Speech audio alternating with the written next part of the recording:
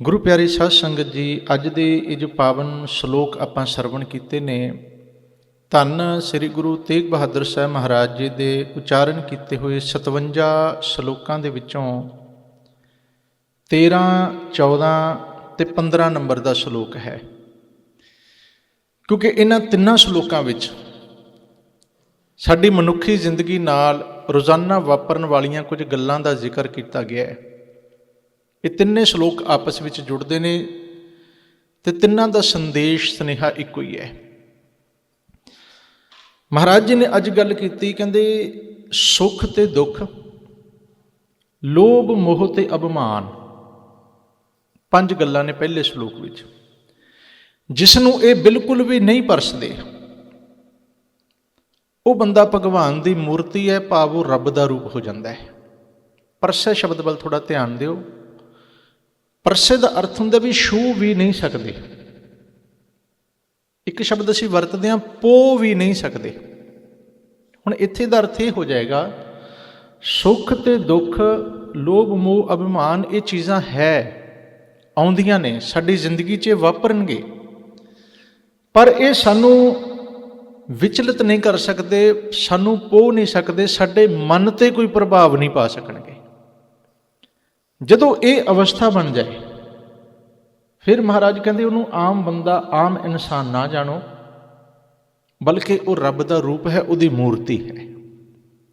ਅਗਲੇ 2 ਸ਼ਲੋਕਾਂ ਵਿੱਚ ਗੱਲ ਕੀਤੀ, ਉਸਤਤ ਨਿੰਦਿਆ ਤੇ ਕੰਚਨ ਲੋਹ ਸਮਾਨ, ਜਿਸ ਦੇ ਉੱਪਰ ਕਿਸ ਉਸਤਤ ਦਾ, ਨਿੰਦਾ ਦਾ ਕੋਈ ਪ੍ਰਭਾਵ ਨਹੀਂ।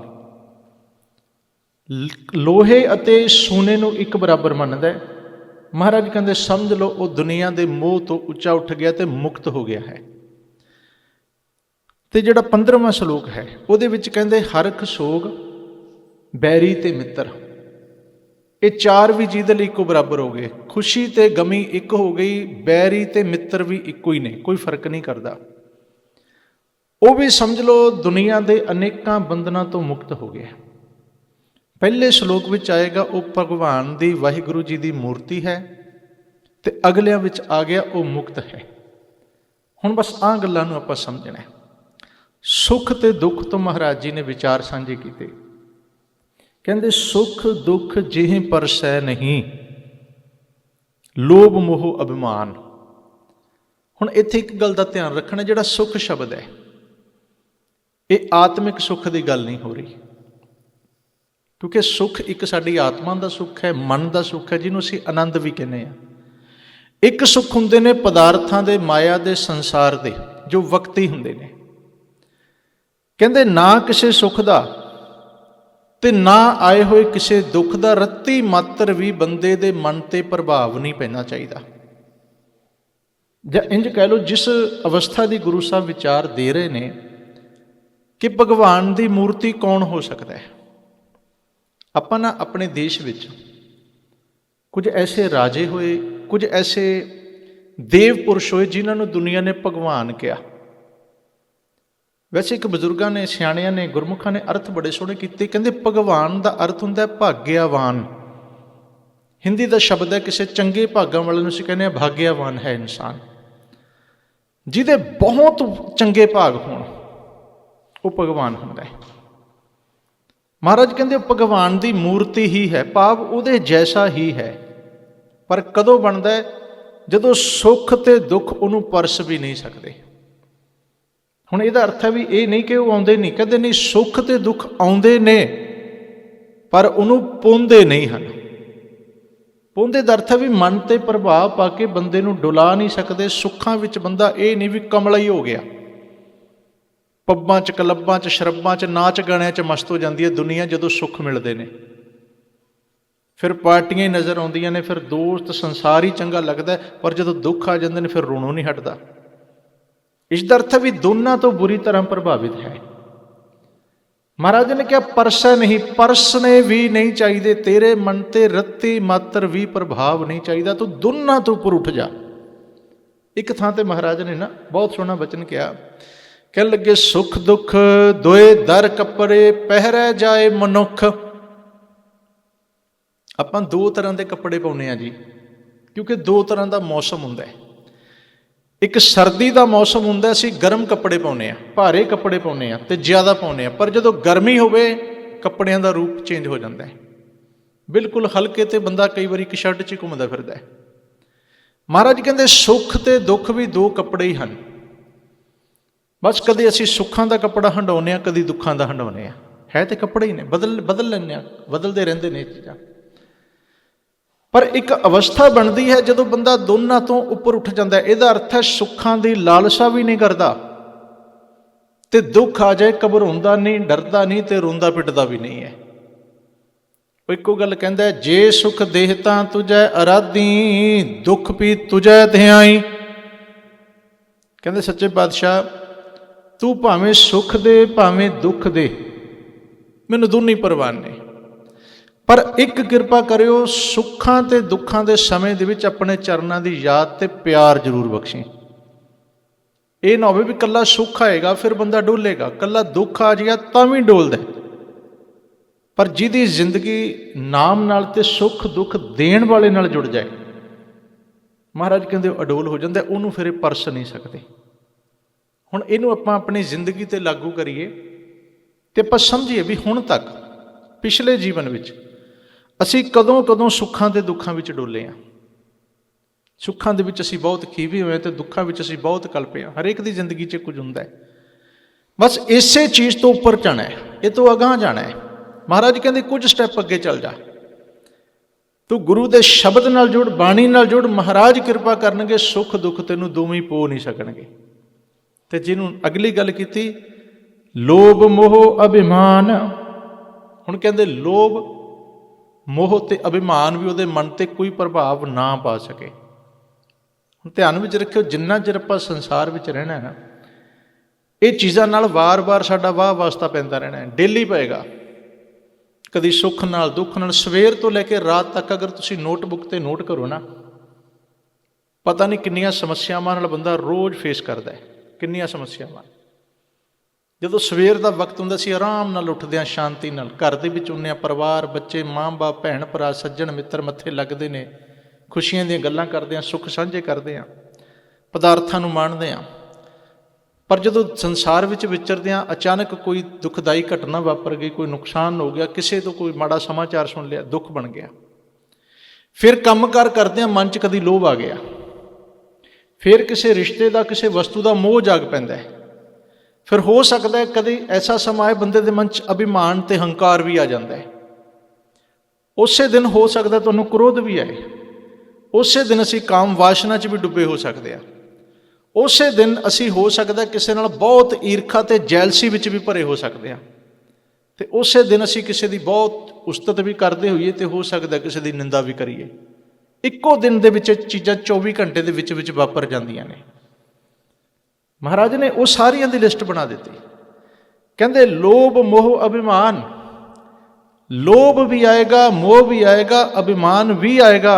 ਸਿੱਖਾ ਜਿਸ ਦਿਨ ਪੜ੍ਹ ਕੇ ਸਮਝ ਲਏਗਾ, ਫਿਰ ਗੁਰੂ ਚਰਨਾਂ ਨਾਲ ਜੁੜੇਗਾ, ਤੇਰੀ ਸੁਰਤ ਨੂੰ ਗੁਰੂ ਇਹਦੇ ਤੋਂ ਵੀ ਉੱਪਰ ਚੁੱਕ ਦੇਣਗੇ, ਭਾਵੇਂ ਵੀ ਪਰਸ ਨਹੀਂ ਸਕਣਗੇ। ਲੋਭ ਦਾ ਅਰਥ ਹੁੰਦਾ ਲਾਲਚ, ਆਪਾਂ ਸਾਰੀ ਸਮਝਦੇ ਹਾਂ।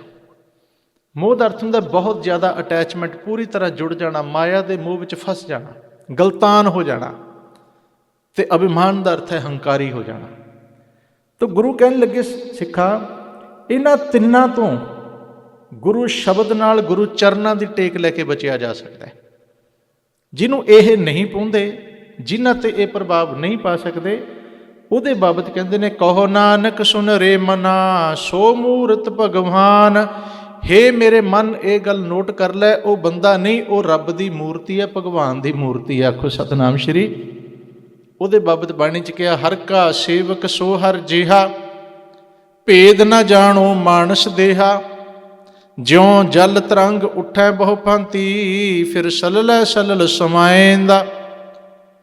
ਉਹ ਤੇ ਕਹਿੰਦੇ ਉਹਦਾ ਰੂਪ ਹੋ ਗਿਆ ਹੈ, ਮੂਰਤ ਹੋ ਗਿਆ। ਰਾਮ ਕਬੀਰਾ ਏਕ ਭਏ ਹੈ, ਕੋਈ ਨਾ ਸਕੈ ਪਛਾਨੀ। ਹੁਣ ਕਹਿੰਦੇ ਕੋਈ ਪਹਿਚਾਣ ਹੀ ਨਹੀਂ ਸਕਦਾ ਵੀ ਰਾਮ ਕੌਣ ਹੈ ਤੇ ਕਬੀਰ ਕੌਣ ਹੈ, ਭਾਵ ਗੁਣਾ ਕਰਕੇ ਇੱਕੋ ਹੀ ਹੋ ਗਏ ਨੇ। ਤਾਂ ਉਹ ਬੰਦਾ ਭਗਵਾਨ ਦੀ ਮੂਰਤੀ ਬਣ ਜਾਂਦਾ ਹੈ। ਹੁਣ ਇਹਦਾ ਅਰਥ ਇਹ ਕਰੋ ਵੀ ਮੂਰਤ ਬਣਨਾ ਆਪਾਂ ਸਾਰਿਆਂ ਨੇ, ਬਸ ਕੁਝ ਗੱਲਾਂ ਦਾ ਤਿਆਗ ਕਰਨਾ ਤੇ ਕੁਝ ਅਪਣਾ ਲੈਣੀਆਂ ਨੇ। ਇੰਜ ਕਹਿ ਲਓ ਕੁਝ ਅਵਗੁਣ ਛੱਡਣੇ ਨੇ ਤੇ ਕੁਝ ਗੁਣ ਧਾਰਨ ਕਰਨੇ ਨੇ। ਅਵਗੁਣ ਛੋੜ ਗੁਣਾ ਕੋ ਧਾਵੋ, ਕਰ ਅਵਗੁਣ ਪਛਤਾਹੀ ਜੀਓ। ਬੰਦਿਆ ਜੇ ਔਗਣਾ ਵਿੱਚ ਹੀ ਰਹਿ ਗਿਆ ਤੇ ਪਛਤਾਵਾ ਪਏਗਾ, ਜੇ ਗੁਣਾ ਤੱਕ ਪਹੁੰਚ ਜਾਏਗਾ ਤੇਰੀ ਜ਼ਿੰਦਗੀ ਬਦਲ ਸਕਦੀ ਹੈ। ਹੁਣ ਬੰਦਾ ਸੋਚਦਾ ਫਿਰ ਗੁਣ ਕੀ ਨੇ? ਜਿਹੜੀਆਂ ਚੰਗੀਆਂ ਗੱਲਾਂ ਕਰਨ ਵਾਸਤੇ ਗੁਰੂ ਜੀ ਨੇ ਕਿਹਾ ਉਹ ਸਾਰੇ ਸਾਡੇ ਵਾਸਤੇ ਗੁਣ ਨੇ। ਜੋ ਛੱਡਣ ਨੂੰ ਕਿਹਾ ਉਹ ਅਵਗੁਣ ਨੇ। ਇਹਨਾਂ ਗੁਣਾਂ ਤੇ ਅਵਗੁਣਾਂ ਦੀ ਪਹਿਚਾਣ ਸਾਰੀ ਗੁਰਬਾਣੀ ਵਿੱਚ ਹੀ ਦੱਸੀ ਗਈ ਹੈ। ਤਾਂ ਕਿਹਾ ਸੀ, ਕਹਿੰਦੇ ਬਾਣੀ ਨਾਲ ਜੁੜ ਜਾਈ, ਬਾਣੀ ਦਾ ਲਾਹਾ ਲਈ, ਬਾਣੀ ਦਾ ਪਾਠ ਕਰੀ, ਬਾਣੀ ਨੂੰ ਸਮਝੀ। ਇਹ ਬਾਣੀ ਹੀ ਹੈ ਬਾਣੀ, ਗੁਰੂ ਗੁਰੂ ਹੈ ਬਾਣੀ, ਵਿੱਚ ਬਾਣੀ ਅੰਮ੍ਰਿਤ ਸਾਰੇ ਗੁਰ ਬਾਣੀ ਕਹੈ, ਸੇਵਕ ਜਨ ਮੰਨੈ ਪ੍ਰਤੱਖ ਗੁਰੂ ਨਿਸਤਾਰੇ। ਤੇਰਾ ਨਿਸਤਾਰਾ ਹੋ ਜਾਏਗਾ, ਪਾਰ ਹੋ ਜਾਏਗਾ, ਇਹਨਾਂ ਔਗਣਾਂ ਤੋਂ ਵਿਕਾਰਾਂ ਤੋਂ ਬਚ ਜਾਏਗਾ। ਇਹ ਗੱਲ ਪੂਰੇ ਗੁਰੂ ਨੇ ਦੱਸਣੀ ਹੈ। ਤਾਂ ਮਹਾਰਾਜ ਕਹਿਣ ਲੱਗੇ ਸੁੱਖ ਦੁੱਖ ਜਿਹੇ ਪਰਸੈ ਨਹੀਂ ਆਣਗੇ। ਮੈਂ ਫਿਰ ਬੇਨਤੀ ਕਰ ਰਿਹਾ, ਇਹ ਕਿਸੇ ਦੀ ਜ਼ਿੰਦਗੀ 'ਚ ਇਹ ਹੋ ਹੀ ਨਹੀਂ ਸਕਦਾ ਕਿ ਸੁੱਖ ਦੁੱਖ ਨਾ ਆਉਣ। ਹਾਂ, ਗੱਲ ਵੱਖਰੀ ਹੈ, ਬੰਦਾ ਸੁੱਖਾਂ ਦੀ ਲਾਲਸਾ ਜ਼ਿਆਦਾ ਕਰਦਾ ਤੇ ਦੁੱਖਾਂ ਤੋਂ ਡਰਦਾ ਹੈ। ਆਪਾਂ ਜਿੰਨੇ ਵੀ ਹਾਂ, ਸਾਰੇ ਅਸੀਂ ਵੀ ਵਿੱਚ ਹਾਂ, ਆਪਾਂ ਹਰ ਕਰਮ ਹਰ ਯਤਨ ਸੁੱਖ ਵਾਸਤੇ ਹੀ ਕਰ ਰਹੇ ਹਾਂ ਵੀ ਸੁੱਖ ਆ ਜਾਏ। ਬੱਚਿਆਂ ਤੋਂ ਵੀ ਅਸੀਂ ਆਸ ਸੁੱਖਾਂ ਦੀ ਰੱਖਦੇ ਹਾਂ। ਹਰ ਪਦਾਰਥ ਸਾਡੇ ਘਰ ਵਿੱਚ ਉਹ ਹੈ ਜੋ ਸਾਨੂੰ ਸੁੱਖ ਦੇਗਾ। ਹਰ ਸਟੈਪ ਸਾਡਾ ਪੁੱਟਿਆ ਜਾਂਦਾ ਤਾਂ ਕਿ ਮੇਰੀ ਜ਼ਿੰਦਗੀ 'ਚ ਸੁੱਖ ਆ ਜਾਏ, ਪਰ ਆ ਦੁੱਖ ਜਾਂਦਾ। ਦੁੱਖ ਕਿਸੇ ਨੇ ਵੀ ਨਹੀਂ ਮੰਗਿਆ। ਦੇਖੋ ਕੈਸੀ ਖੇਡ ਹੈ, ਅਸੀਂ ਦੁੱਖ ਕਦੀ ਵੀ ਨਹੀਂ ਮੰਗਿਆ, ਪਰ ਕਮਾਲ ਦੀ ਗੱਲ ਹੈ ਜ਼ਿੰਦਗੀ ਦੁੱਖਾਂ ਨਾਲ ਭਰੀ ਹੈ। ਸੁੱਖ ਮੰਗਦਿਆਂ ਤੇ ਸੁੱਖ ਹੈ ਕੋਈ ਨਹੀਂ। ਅਸਲ 'ਚ ਖੇਡ ਸਾਰੀ ਸਮਝਦੀ ਹੈ। ਜਿਸ ਦਿਨ ਉਹਦੀ ਬਾਣੀ ਨਾਲ, ਉਹਦੇ ਹੁਕਮ ਨਾਲ, ਰਜ਼ਾ ਨਾਲ ਜੁੜੋਗੇ, ਪਤਾ ਲੱਗੇਗਾ ਵੀ ਸੁੱਖ ਦੁੱਖ ਬਾਹਰ ਨਹੀਂ, ਇਹ ਤੇ ਮੇਰੇ ਮਨ ਦੀ ਅਵਸਥਾ ਹੀ ਸੀ। ਇਹ ਤੇ ਮੇਰੇ ਅੰਦਰ ਹੀ ਚੱਲ ਰਿਹਾ, ਮੇਰੀ ਸੋਚ ਵਿੱਚ ਹੀ ਚੱਲ ਰਹੇ ਨੇ, ਬਾਹਰ ਨਹੀਂ ਹਨ। ਤੁਸੀਂ ਹੁਣੇ ਮੰਨ ਲਓ, ਕੁਝ ਚਿੰਤਾਵਾਂ ਨੂੰ ਯਾਦ ਕਰ ਲਓ, ਕੁਝ ਸਮੱਸਿਆਵਾਂ ਨੂੰ ਯਾਦ ਕਰ ਲਓ, ਤੇ ਹੁਣੇ ਹੀ ਆਪਾਂ ਦੁਖੀ ਹੋ ਜਾਵਾਂਗੇ। ਪਰ ਜੇ ਉੱਥੋਂ ਧਿਆਨ ਹਟਾ ਕੇ ਕੁਝ ਪ੍ਰਾਪਤੀਆਂ ਵੱਲ, ਕੁਝ ਗੁਣਾਂ ਵੱਲ ਧਿਆਨ ਧਰਾਂਗੇ, ਉਹਦੀਆਂ ਰਹਿਮਤਾਂ ਵੱਲ ਧਿਆਨ ਧਰੋਗੇ, ਹੁਣ ਦੇ ਆਨੰਦ ਵੱਲ ਧਿਆਨ ਕਰੋਗੇ, ਹੁਣੇ ਹੀ ਤੁਹਾਡੇ ਅੰਦਰ ਸੁੱਖ ਬਣ ਜਾਏਗਾ। ਇਹ ਕੋਈ ਲੰਮੀ ਚੌੜੀ ਖੇਡ ਨਹੀਂ ਹੈ, ਕਿਉਂਕਿ ਬੰਦਾ ਪ੍ਰਭਾਵਿਤ ਹੀ ਇਹਨਾਂ ਤੋਂ ਹੁੰਦਾ ਹੈ। ਮਹਾਰਾਜ ਕਹਿੰਦੇ ਆ, ਇਹਨਾਂ ਨੂੰ ਆਪਣੇ ਅੰਦਰ ਹੰਡਾ, ਸੁੱਖ ਦੁੱਖ ਤੋਂ ਮਨ ਉੱਪਰ ਚੁੱਕ ਲੈ, ਲੋਭ ਮੋਹ ਅਭਾਨ ਤੋਂ ਚੁੱਕ ਲੈ, ਤੇ ਮਾਲਕ ਮਿਹਰ ਕਰੇਗਾ ਤੂੰ ਭਗਵਾਨ ਦੀ ਮੂਰਤੀ ਬਣ ਜਾਏਗਾ। ਅਗਲਾ ਸ਼ਲੋਕ ਹੈ 14ਵਾਂ ਸ਼ਲੋਕ। ਉਸਤਤ ਨਿੰਦਿਆ ਨਾਹੇ ਜਿਹੇ ਕੰਚਨ ਲੋਹ ਸਮਾਨ, ਕਹੋ ਨਾਨਕ ਸੁਨ ਰੇ ਮਨਾ ਮੁਕਤ ਤਾਹੇ ਤੈ ਜਾਨ।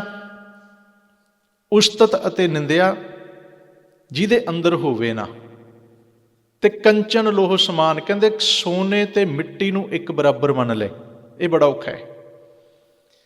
ਪਹਿਲੀ ਗੱਲ ਹੈ ਉਸਤਤ ਤੇ ਨਿੰਦਿਆ। ਆਪਾਂ ਜਿੰਨੇ ਵੀ ਲੋਕ ਹਾਂ, ਸਾਡੀ ਜ਼ਿੰਦਗੀ 'ਚ ਦੋਵੇਂ ਸਮੇਂ ਆਏ ਨੇ ਕਿ ਅਸੀਂ ਕਈ ਵਾਰੀ ਕਿਸੇ ਦੀ ਉਸਤਤ ਕੀਤੀ ਹੈ ਤੇ ਕਈ ਵਾਰੀ ਅਸੀਂ ਨਿੰਦਿਆ ਵੀ ਕੀਤੀ ਹੋਏਗੀ। ਉਹ ਸਹੀ ਸੀ ਗਲਤ ਸੀ ਉਹ ਵੱਖਰੀ ਗੱਲ ਹੈ। ਤੇ ਦੂਜੀ ਗੱਲ, ਕਈ ਵਾਰ ਸਾਡੀ ਉਸਤਤ ਵੀ ਹੋਈ ਹੋਏਗੀ ਤੇ ਕਈ ਵਾਰੀ ਸਾਡੀ ਨਿੰਦਿਆ ਵੀ ਹੋਈ ਹੋਏਗੀ। ਹੁਣ ਆਪਾਂ ਸਾਰੇ ਵੇਖੀਏ ਵੀ ਉਸ ਵੇਲੇ ਸਾਡੀ ਮਾਨਸਿਕ ਦਸ਼ਾ ਕੀ ਹੈ। ਹੁਣ ਧਿਆਨ ਵਿੱਚ ਰੱਖਿਓ, ਉਸਤਤ ਤੇ ਨਿੰਦਿਆ ਦੋ ਐਸੇ ਸ਼ਬਦ ਨੇ, ਇਹ ਸੁੱਖ ਵੀ ਦਿੰਦੇ ਨੇ, ਦੁੱਖ ਵੀ ਦਿੰਦੇ ਨੇ। ਇਹ ਸਾਨੂੰ ਪ੍ਰਸੰਨ ਵੀ ਕਰਨਗੇ, ਸਾਨੂੰ ਦੁਖੀ ਵੀ ਕਰਨਗੇ। ਕਦੋਂ? ਬੰਦਾ ਕਹਿੰਦਾ ਵੀ ਉਸਤਤ ਵਿੱਚ ਤੇ ਆਪਾਂ ਸੁਖੀ ਹੁੰਦੇ ਹਾਂ, ਖੁਸ਼ ਹੁੰਦੇ ਹਾਂ, ਪਰ ਨਹੀਂ, ਉਸਤਤ ਦੁਖੀ ਵੀ ਕਰਦੀ ਹੈ। ਨਿੰਦਿਆ ਵਿੱਚ ਆਪਾਂ ਦੁਖੀ ਹੁੰਦੇ ਹਾਂ, ਪਰ ਨਿੰਦਿਆ ਸੁੱਖ ਵੀ ਦਿੰਦੀ ਹੈ, ਖੁਸ਼ੀ ਵੀ ਦਿੰਦੀ ਹੈ। ਬਟ ਉੱਥੇ ਇੱਕ ਤਰੀਕਾ ਬਦਲ ਜਾਂਦਾ। ਕੀ? ਉਸਤਤ ਮੇਰੀ ਹੋ ਰਹੀ ਹੈ, ਉਸਤਤ ਸਾਡੀ ਕਰੇ ਤੇ ਸਾਨੂੰ ਬਹੁਤ ਖੁਸ਼ੀ ਹੋਣੀ ਹੈ। ਭਾਵੇਂ ਬੰਦਾ ਚਲੋ ਉੱਪਰੋਂ ਨਹੀਂ ਕਹਿੰਦਾ, ਪਰ ਅੰਦਰੋਂ ਪ੍ਰਸੰਨ ਹੁੰਦਾ ਵੀ ਚਲੋ ਵਾਹ, ਮੇਰੀ ਉਸਤਤ ਹੋਈ ਹੈ, ਮੇਰੀ ਪ੍ਰਸੰਨਤਾ ਹੋਈ ਹੈ, ਮੇਰੀ ਤਾਰੀਫ ਹੋਈ ਹੈ। ਪਰ ਇਹੀ ਉਸਤਤ ਮੇਰੇ ਸਾਹਮਣੇ ਕੋਈ ਦੂਜੇ ਦੀ ਕਰੇਗਾ, ਮੇਰੇ ਅੰਦਰ ਤਕਲੀਫ ਹੋ ਜਾਣੀ ਹੈ। ਦੂਜੇ ਦੀ ਉਸਤਤ ਸੁਣਨੀ ਬਹੁਤ ਔਖੀ ਹੈ, ਬਹੁਤ ਔਖੀ ਹੈ। ਖਾਸ ਤੌਰ 'ਤੇ ਜੋ ਸਾਡਾ ਜਾਣਕਾਰ ਹੋਵੇ। ਧਿਆਨ ਵਿੱਚ ਰੱਖਿਓ, ਉਸਤਤ ਆਪਣੀ ਹੋਵੇ, ਮੇਰੀ ਹੋਵੇ, ਸਾਡੀ ਹੋਵੇ, ਆਪਾਂ ਨੂੰ ਖੁਸ਼ੀ ਹੋਏਗੀ। ਪਰ ਉਸਤਤ ਦੂਸਰੇ ਦੀ ਵਡਿਆਈ, ਦੂਸਰੇ ਦੀ ਹੋਣ ਲੱਗ ਪਈ, ਬੰਦਾ ਉਦੋਂ ਹੀ ਅੰਦਰੋਂ ਹਿੱਲ ਜਾਂਦਾ ਹੈ। ਉਦੋਂ ਹੀ ਮਨ ਦੇ ਵਿੱਚ ਨਿੰਦਾ ਚੱਲ ਪੈਂਦੀ ਹੈ, ਮਨ ਉਦੋਂ ਹੀ ਡਾਵਾਂਡੋਲ ਹੋ ਜਾਂਦਾ ਹੈ। ਹੁਣ ਦੂਜੇ ਪਾਸੇ ਨਿੰਦਿਆ ਦੂਜੇ ਦੀ ਹੋ ਰਹੀ ਹੈ, ਆਪਾਂ ਨੂੰ ਬੜੀ ਖੁਸ਼ੀ ਹੋਣੀ ਹੈ। ਕਈ ਵਾਰੀ ਨਾ ਕਿਸੇ ਦੂਸਰੇ ਦੀ ਨਿੰਦਾ ਸੁਣ ਕੇ, ਅਪਮਾਨਤ ਸੁਣ ਕੇ ਆਪਾਂ ਬੜੇ ਖੁਸ਼ ਹੁੰਦੇ ਹਾਂ, ਪਰ ਨਿੰਦਾ ਜੇ ਸਾਡੀ ਹੋਣ ਲੱਗ ਪਈ ਆਪਾਂ ਦੁਖੀ ਵੀ ਹੋ ਜਾਂਦੇ ਹਾਂ। ਤੇ ਕਈ ਵਾਰੀ ਅਸੀਂ ਜਾਣ ਬੁੱਝ ਕੇ ਗਲਤ ਬੰਦੇ ਦੀ ਉਸਤਤ ਲੈਂਦੇ ਕਰਦੇ ਹਾਂ, ਉਹਦੀ ਸਾਈਡ ਲੈਣਾ, ਉਹਦਾ ਪੱਖ ਲੈਂਦੇ, ਉਹ ਗਲਤ ਹੁੰਦਾ ਹੈ। ਜਾਣ ਬੁੱਝ ਕੇ ਕਿਸੇ ਨੂੰ ਕਈ ਵਾਰੀ ਤਕਲੀਫ ਦੇਣ ਵਾਸਤੇ ਜਾਂ ਸੱਚਾਈ ਜਾਣਦੇ ਵੀ ਅਸੀਂ ਕਹਿੰਦੇ ਨਹੀਂ ਜੀ ਬੜਾ ਚੰਗਾ ਜੀ, ਬੜਾ ਰੱਬ ਦਾ ਪਿਆਰਾ, ਬੜਾ ਗੁਰਮੁਖ, ਬੜੀ ਭਗਤੀ ਵਾਲਾ, ਬੜਾ ਧਰਮੀ ਹੈ, ਬੜਾ ਪੁੰਨੀ ਹੈ। ਸਟੇਜਾਂ 'ਤੇ ਅੱਜ ਸੱਚ ਜਾਣਿਓ ਬਹੁਤੀ ਵਾਰੀ ਝੂਠ ਦੇ ਪਲੰਦੇ ਹੀ ਬੰਨੇ ਜਾਂਦੇ ਨੇ ਲੋਕਾਂ ਦੇ, ਖਾਸ ਤੌਰ 'ਤੇ ਰਾਜਸੀ ਲੀਡਰਾਂ ਦੇ ਨਿਰੇ ਝੂਠ ਦੇ ਪਲੰਦੇ ਹੁੰਦੇ ਨੇ। ਐਵੇਂ ਹੀ ਉਹਨੂੰ ਬ੍ਰਹਮ ਗਿਆਨੀ ਬਣਾਈ ਤੁਰੀ ਫਿਰੀ ਜਾਣਗੇ, ਪਤਾ ਨਹੀਂ ਕੀ ਕੁਛ ਬਣਾ ਦਿੰਦੇ ਅਸੀਂ। ਝੂਠੀ ਉਸਤਤ, ਝੂਠੀ ਖੁਸ਼ਾਮਦ ਬੜੀ ਖਤਰਨਾਕ ਹੁੰਦੀ ਹੈ। ਤੇ ਕਈ ਵਾਰੀ ਸੱਚੇ ਬੰਦੇ ਦੀ ਜਾਣ ਬੁੱਝ ਕੇ ਦੁਨੀਆ ਨਿੰਦਾ ਵੀ ਕਰਦੀ ਹੈ। ਹੁਣ ਇਸ ਚੀਜ਼ਾਂ ਤੁਹਾਡੇ ਸੰਸਾਰ 'ਚ ਸਾਨੂੰ ਬਹੁਤ ਵਾਰੀ ਫੇਸ ਕਰਨੀਆਂ ਪੈਂਦੀਆਂ। ਗੁਰੂ ਸਾਹਿਬ ਕਹਿੰਦੇ ਉਸਤਤ ਨਿੰਦਿਆ ਨਾਹੇ ਜਿਹੇ, ਇਹ ਵੀ ਦੋਨਾਂ ਤੋਂ ਉੱਪਰ ਉੱਠ ਜਾਓ। ਨਾ ਕਿਸੇ ਬੰਦੇ ਦੀ ਉਸਤਤ ਕਰੋ, ਨਾ ਉਹਦੀ ਨਿੰਦਿਆ ਕਰੋ। ਹੁਣ ਇਹਨਾਂ ਦੋਨਾਂ ਨੂੰ ਸਮਝੋ ਥੋੜ੍ਹਾ ਜਿਹਾ। ਉਸਤਤ ਤੇ ਨਿੰਦਿਆ ਵਿੱਚ ਫਰਕ ਕੀ ਹੁੰਦਾ ਹੈ? ਉਸਤਤ ਹੁੰਦੀ ਹੈ ਕਿ ਅਕਾਰਨ ਗੁਣਾਂ ਤੋਂ ਜਾਂ ਜਿੰਨੇ ਯੋਗ ਬੰਦਾ ਹੈ ਉਹ ਤੋਂ ਵਧਾ ਕੇ ਉਹਦੀ ਤਾਰੀਫ ਕਰਨੀ, ਜਾਂ ਕਈ ਵਾਰੀ ਕਿਸੇ ਦਾ ਦਿਲ ਰੱਖਣ ਵਾਸਤੇ ਤਾਰੀਫ ਕਰਨੀ, ਕਈ ਵਾਰੀ ਕਿਸੇ ਦੀ ਝੂਠੀ ਖੁਸ਼ਾਮਦ ਕਰਨੀ, ਇਹ ਸਾਰਾ ਕੁਝ ਉਸਤਤ ਵਿੱਚ ਹੈ। ਨਿੰਦਿਆ ਹੁੰਦੀ ਹੈ ਵੀ ਸੱਚੇ ਨੂੰ ਝੂਠਾ ਕਹਿਣਾ, ਸਹੀ ਨੂੰ ਗਲਤ ਕਹਿ ਦੇਣਾ, ਅਕਾਰਨ ਹੀ ਕਿਸੇ ਨੂੰ ਨਿੰਦੀ ਜਾਣਾ, ਭੰਡੀ ਜਾਣਾ। ਕਿਉਂਕਿ ਜਦੋਂ ਗੁਰੂ ਸਾਹਿਬ ਨੇ ਗੁਰਬਾਣੀ 'ਚ ਗੱਲ ਕੀਤੀ ਉਸਤਤ ਦੀ, ਕਹਿੰਦੇ ਉਸਤਤ ਕਰ ਕਿਹਦੀ ਕਰ? ਉਸਤਤ ਮਨ ਮੈਂ ਕਰ ਨਿਰੰਕਾਰ। ਹੇ ਮੇਰੇ ਮਨ, ਜੇ ਤੂੰ ਉਸਤਤ ਕਰਨੀ ਹੈ ਨਿਰੰਕਾਰ ਦੀ ਕਰ, ਤੂੰ ਦੁਨੀਆ ਤੇ ਲੋਕਾਂ ਦੀ ਨਾ ਕਰ। ਦੁਨੀਆ ਨਾ ਸਲਾਹੇ ਜੋ ਮਰ ਵੰਜਸੀ, ਉਹ ਲੋਕਾਂ ਨਾ ਸਲਾਹ ਜੋ ਮਰ ਖਾਕਦੀ। ਜਿਹਦੀ ਉਸਤਤ ਕਰਦਾ, ਜਿਹਦੀ ਵਡਿਆਈ ਕਰਦਾ, ਅੱਜ ਜਿਉਂਦਾ ਕੱਲ ਮਰ ਜਾਏਗਾ, ਅੱਜ ਦਿਸਦਾ ਕੱਲ ਮੁੱਕ ਜਾਏਗਾ। ਕਰਨੀ ਹੈ ਤੇ ਉਹਦੀ ਕਰ, ਤੇ ਆਪਣੇ ਮਨ ਵਿੱਚ ਕਰ। ਉਸਤਤ ਕਰੋ ਸਦਾ ਪ੍ਰਭ ਆਪਣੇ, ਜਿਨ ਪੂਰੀ ਕਲ ਰਾਖੀ। ਧੰਨ ਗੁਰੂ ਨਾਨਕ ਦੇਵ ਮਹਾਰਾਜ ਜੀ ਨੇ ਕੈਸੀ ਉਸਤਤ ਕੀਤੀ। ਅੱਜ ਸਾਰੀ ਕੌਮ ਗੁਰੂ ਨਾਨਕ ਦੇ ਮਾਰਗ 'ਤੇ ਚੱਲ ਕੇ ਫੋਲੋ ਕਰਕੇ ਅੱਜ ਰੱਬ ਦੀ ਉਸਤਤ ਕਰਦੀ ਹੈ। ਮਹਾਰਾਜ ਨੇ ਕਿਸੇ ਬੰਦੇ ਦੀ ਉਸਤਤ ਨਹੀਂ ਕੀਤੀ, ਕਿਸੇ ਰਾਜੇ ਦੀ ਨਹੀਂ ਕੀਤੀ, ਕਿਸੇ ਪੰਡਤ ਦੀ, ਜੋਗੀ ਦੀ, ਕਾਜੀ ਦੀ, ਮੌਲਾਣੇ ਦੀ, ਅਮੀਰ ਦੀ, ਵੱਡੇ ਦੀ, ਸ਼ਾਹੂਕਾਰ ਦੀ, ਚੌਧਰੀਆਂ ਦੀ, ਕਿਸੇ ਦੀ ਉਸਤਤ ਨਹੀਂ ਬਾਣੀ 'ਚ ਇੱਕ ਵਰਡ ਵੀ ਨਹੀਂ ਵਰਤਿਆ ਹੋਇਆ। ਹਾਂ, ਬਾਬਰ ਵਰਗਿਆਂ ਨੂੰ ਇਹ ਜ਼ਰੂਰ ਕਹਿ ਦਿੱਤਾ ਕਿ ਪਾਪ ਕੀ ਜੰਜ ਲੈ ਕਾਬਲ ਉਤਾਇਆ, ਜ਼ੋਰੀ ਮੰਗਿਆ ਦਾਨ ਬਿਲਲ। ਹੁਣ ਉੱਥੇ ਨਿੰਦਿਆ ਨਹੀਂ ਕੀਤੀ, ਉਹਦੀ ਅਸਲੀਅਤ ਉਹਦੇ ਸਾਹਮਣੇ ਲੈ ਕੇ ਆਉਂਦੀ ਵੀ ਆਹ ਤੇਰੀ ਅਸਲ ਤਸਵੀਰ ਹੈ, ਇਹਨੂੰ ਨਿੰਦਿਆ ਨਹੀਂ ਕਹਿੰਦੇ।